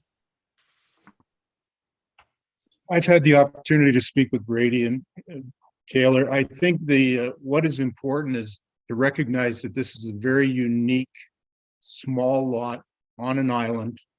And it's important that the comments associated with this property identify that, because it's important that we don't set a precedent. That's correct. That applicants think they can come forward and look, because using this as a test case to really supersede the 20-meter setback. So I think it's important that we recognize that it is a very small lot with topographical handicaps, and that this is a very unique case, and it's a one-off that we're, if this is approved, that it's approved for those reasons. I agree with you, Councillor Getty. Thank you, Councillor Getty and Councillor Collins. Councillor Fellner, you have a comment? Yeah, I also attended Councillor Collins, the site back in the summer. And, you know, it's a small lot, tough build. And I think they've done a good job of trying to put it where that it isn't the whole building that broaches into the, past the 20 meters. I think they've done a good job of trying to, fit a building in there. They've taken the app. So it's been going on for a little while, and I think that it's well treated. It's like Councillor Getty, it's not setting a precedent here. That it's a solution, and it's just the matter of circumstances. This is what the solution has to be. So I'm in complete support of this staff report as well. Thank you very much. We have a motion on the table. All in favor? Thank you very much, and that's carried. I have a motion here that the Council of the Corporation of the Township of Seguin does hereby authorize the following members of council to attend the 2023 Association of Municipalities of Ontario, that's AMO, conference being held August 20th to 23rd, 2023 in London, Ontario. Reimbursement of expenses will be as per township policy. So I need to fill in some names. And it's in London, Ontario in August. Who would like to attend? Councillor Finson? Anybody else? When is it, Mayor? August 20th to 23rd. During the week, is it? Yeah. No, it starts on a Sunday, I believe, and goes to a Wednesday. Yeah, I'll go. This room. Okay, Councillor Fellner, I will be in attendance. And staff will choose who they want to attend. Anybody else? Mayor, if you need, I'm willing to attend if there's if it would help. I guess the question is, do you want to? Because we have to book a hotel room tomorrow. Can you just give me 1 second just to check a calendar? Sorry, Mayor. Okay.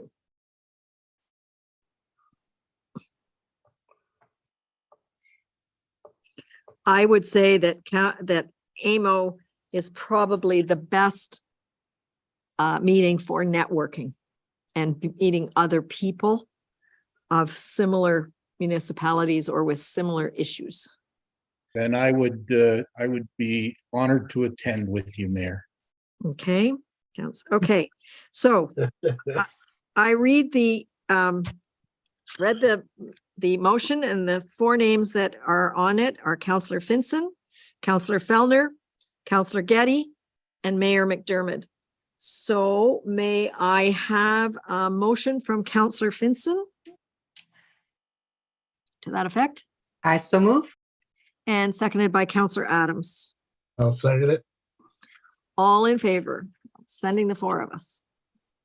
Okay, carried. And I know the clerk's department will be on the phone at 9:59 to book us our rooms. I have a motion that bylaw number 2023-007, being a bylaw to authorize borrowing for the year 2023, is hereby deemed to have been read a first, second, and third time and passed by council. Could I have a motion from Councillor Bazinski? I so move. And seconded by Councillor Getty. I second that motion. And this is a standard bylaw that we need every year. Are there any questions for Treasurer Fraser? All in favor? That's carried. And I have a motion that bylaw number 2023-009, being a bylaw to adopt a policy for the procurement of goods and services called the procurement policy, and to repeal bylaw number 2011-057 and all other bylaws and resolutions or parts thereof contrary hereto or inconsistent herewith of the Corporation of the Township of Seguin, is hereby deemed to have been read a first, second, and third time and passed by council. Could I have a motion from Councillor Fellner? So moved. And seconded by Councillor Collins. Second the motion.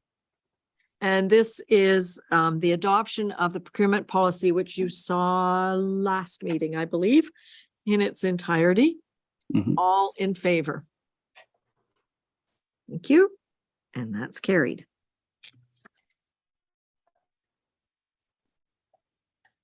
And I have a motion that bylaw number 2023-005, being a bylaw to prescribe fees and charges for various facilities and programs provided by the Corporation of the Township of Seguin, and to repeal bylaw number 2022-006 and all other bylaws and resolutions or parts thereof contrary hereto or inconsistent herewith, is hereby deemed to have been read a first, second, and third time and passed by council. Could I have a motion from Councillor Finson? I so move. And seconded by Councillor Adams. I'll second it. And again, we saw these fees and they've been posted publicly. All in favor? Thank you. And that's carried. And I have a motion that bylaw number 2023-006, being a bylaw to prescribe fees and charges for various planning services provided by the Corporation of the Township of Seguin, and to repeal bylaw number 2022-007 and all other bylaws and resolutions or parts thereof contrary hereto or inconsistent herewith, is hereby deemed to have been read a first, second, and third time and passed by council. Could I have a motion from Councillor Bazinski? So move. And seconded by Councillor Getty? Seconded. All in favor? Thank you very much. And that is carried. And I have a motion that bylaw number 2023-008, being a bylaw to repeal the appointment of Earl Smallwood as a bylaw enforcement officer and animal control officer for the Corporation of the Township of Seguin, is hereby deemed to have been read a first, second, and third time and passed by council. Could I have a motion from Councillor Fellner? So moved. And seconded by Councillor Collins. I'll second it. All in favor? Thank you. And I am assuming that with this motion, some sort of a thank you will go to Mr. Smallwood for, I think, several years of service. Okay, thank you. And we move on to council reports. Can we start with Councillor Adams? Okay, Happy New Year, everybody. I attended the Chamber of Commerce meeting on December the 12th after our last meeting. This was my first meeting with the Chamber. So I introduced myself and give them a little bit of history about who I am. They discussed their budget, talked about upcoming events for the December and the new year, and recruiting more members to the board. On December the 25th, like probably many of you, I received a lot of calls about the roads that were not being plowed. I assured them they were out there and that we had a lot of snow in such a short time. I was assured by public works staff if it was an emergency that they'd get them out. Not all areas got the same amount of snow, so some areas were cleaned up quicker. Around my area, we got more. So unfortunately, it's going to take longer to clean up. I would like to say a huge thanks to all the staff from Public Works and the Community Service for putting themselves out there in that kind of weather. I had a call today, January the 9th, 2023, about a few concerns on Rankin Lake Road, which I'm working on to get resolved or corrected. Thank you. Thank you very much. Councillor Bazinski. Thank you. I reached out and established communication with the Georgian Bay Biosphere Reserve regarding ice cap, and also talked with a watershed council in Muskoka. And their meetings will be coming up starting in late January and early February, and I plan to attend those meetings. As Councillor Adams indicated, I also had a number of calls with respect to snow plowing over the holidays, and understandably that all the roads can't be plowed immediately, and so I assured people that we would be, the township would be getting to them as possible. The one thing that did come up that I think should be made fairly clear is that there were a few people on Three-Legged Lake Road that I guess in the previous administration had areas plowed courtesy of the previous manager of Public Works, and that they were on unassumed roads, and which was contrary to policy. And I guess my comment would be that perhaps the township should make the policy fairly clear, because we don't want people to depend on the township on unassumed roads. And I'm not quite sure how to make that policy clear, if it has to go out in maybe one of the township mailings that goes out. However, I think that's important, and I think as a council, we should also be looking at the issues of full-time residents on unassumed roads, and what the implications are for health and safety in the wintertime, both fire and emergency services. And thank you, that's my report. Thank you, Councillor Basinski. I just want to clarify one thing. The previous council had adopted a policy where we started to clear some seasonal roads year round. We have never officially dealt with unassumed roads. And while I recognize that it would be nice to have alerted people who assumed we would be doing unassumed roads, we honestly didn't know what we didn't know. We didn't know where people were plowing for individuals, I will say, without township authorization. So some of these are coming to our attention as surprises because we honestly didn't know. But unassumed roads have never been the responsibility of the township budgeting for for ratepayers to pay for that. We did in the previous council address the year-round plowing of some seasonal roads, but those are very, very different than unassumed roads. Any unassumed road is to be plowed and paid for by private contractors.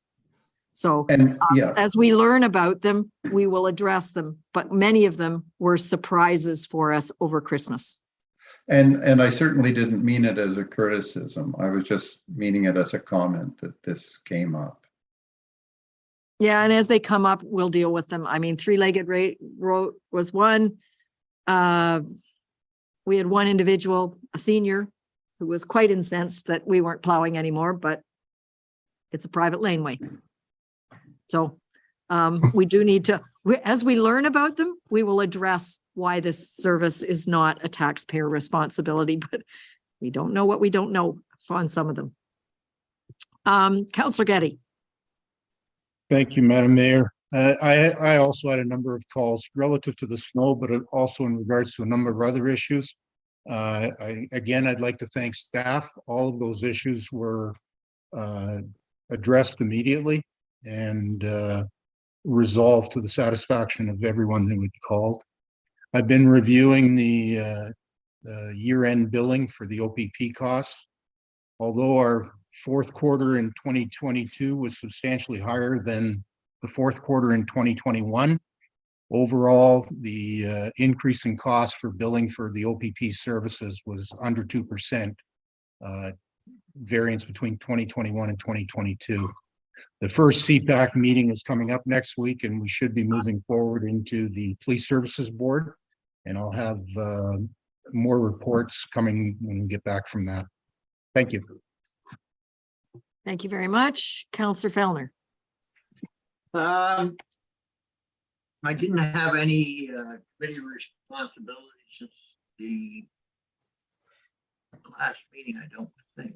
Or did it? I can't remember when the last meeting was.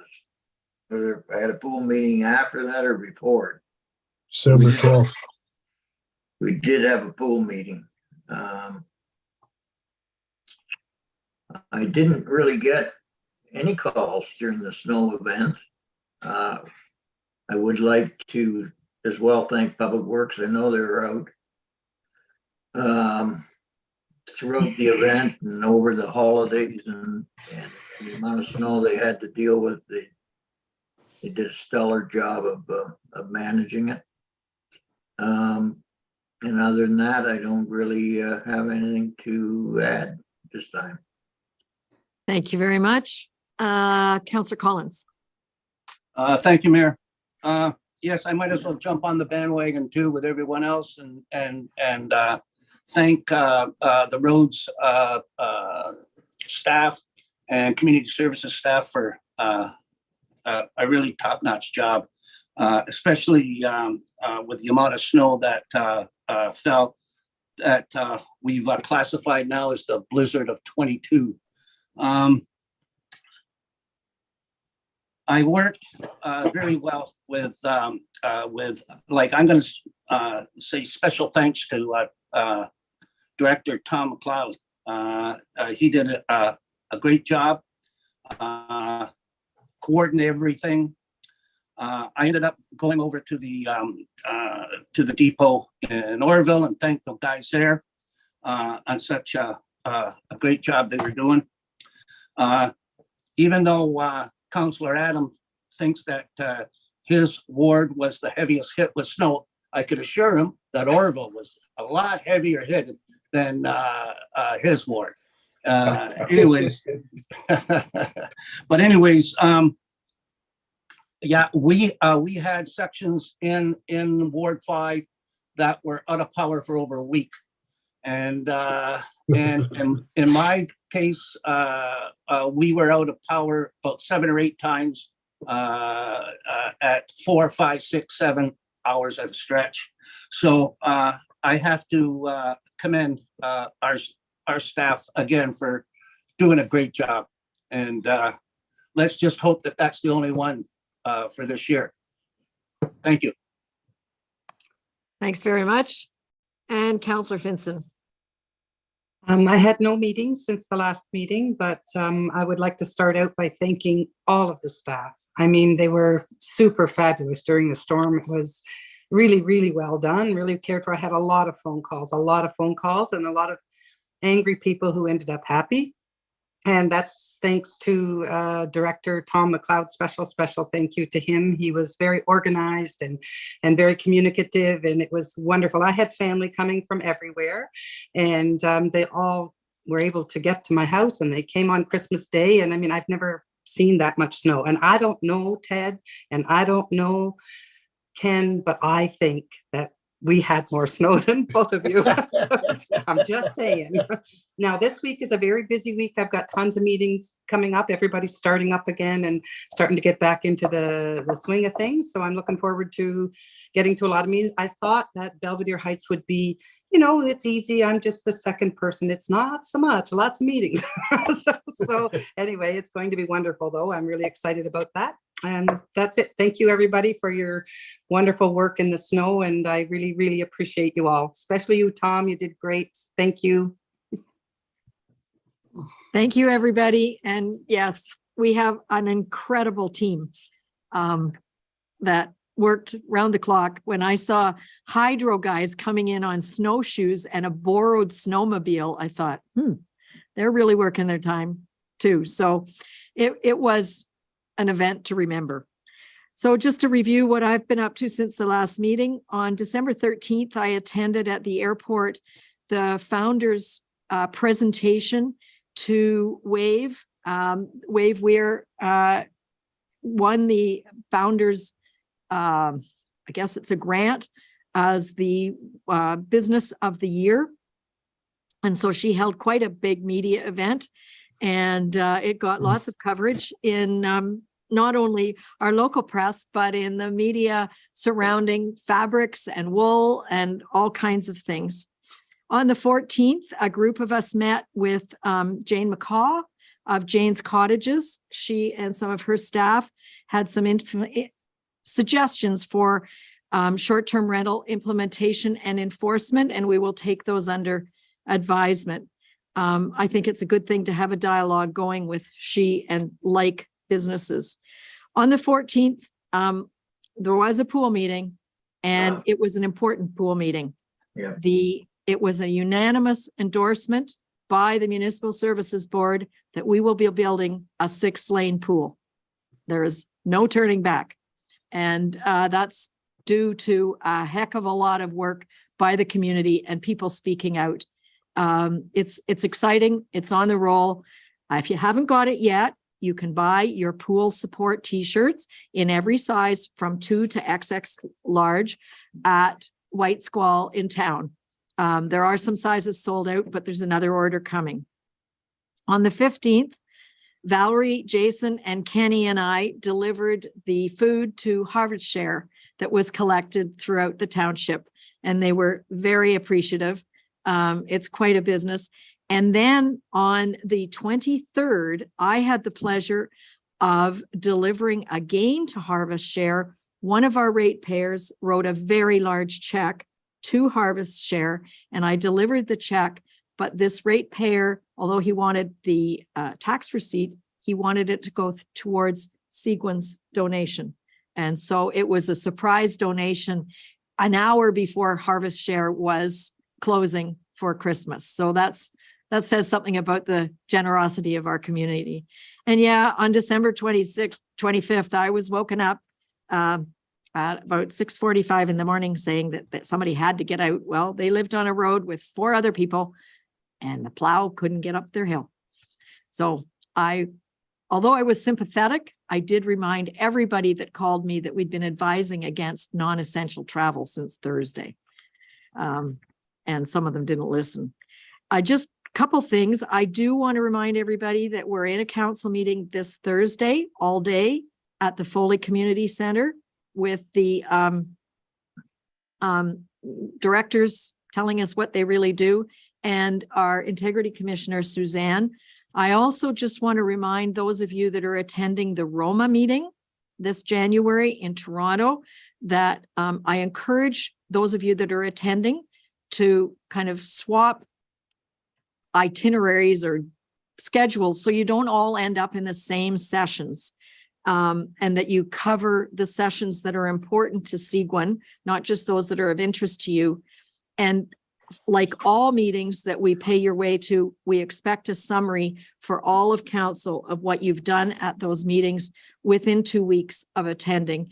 If you want to see some of the summaries of other meetings, they're in the old agenda packages, but it's a way for all of council to benefit from you attending those meetings. And like I said, for AMO, Roma is a wonderful place to meet other people from other municipalities and to get to know them, exchange cards so you can call them when things come up. And that's my report. Do you have anything to report, Jason? Nope. Okay.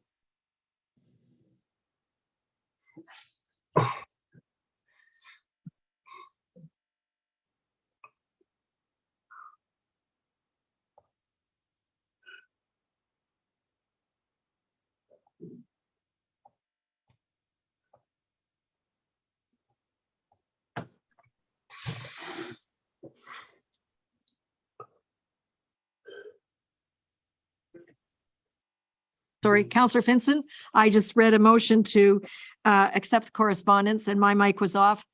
Councillor Finson, can you move that? I so move. Thank you, sorry. And Councillor Adams, a seconder. I second it. All in favor of accepting the correspondence? Thank you. Sorry, everybody. And I have a motion that the council of the corporation of the township of Seguin does hereby proceed to a closed meeting at 6:43 p.m. in order to address matters pertaining to personal matters about an identifiable individual, including municipal or local board employees. And this is related to the letter of interest for various boards and committees and a human resources matter. Also, labor relations or employee negotiations related to human resources matter, and a position plan, procedure, criteria, or instruction to be applied to any negotiations regarding governance. Could I have a motion from Councillor Bazinski to move into closed? I so move. And seconded by Councillor Getty. I second that. All in favor? Thank you. We need to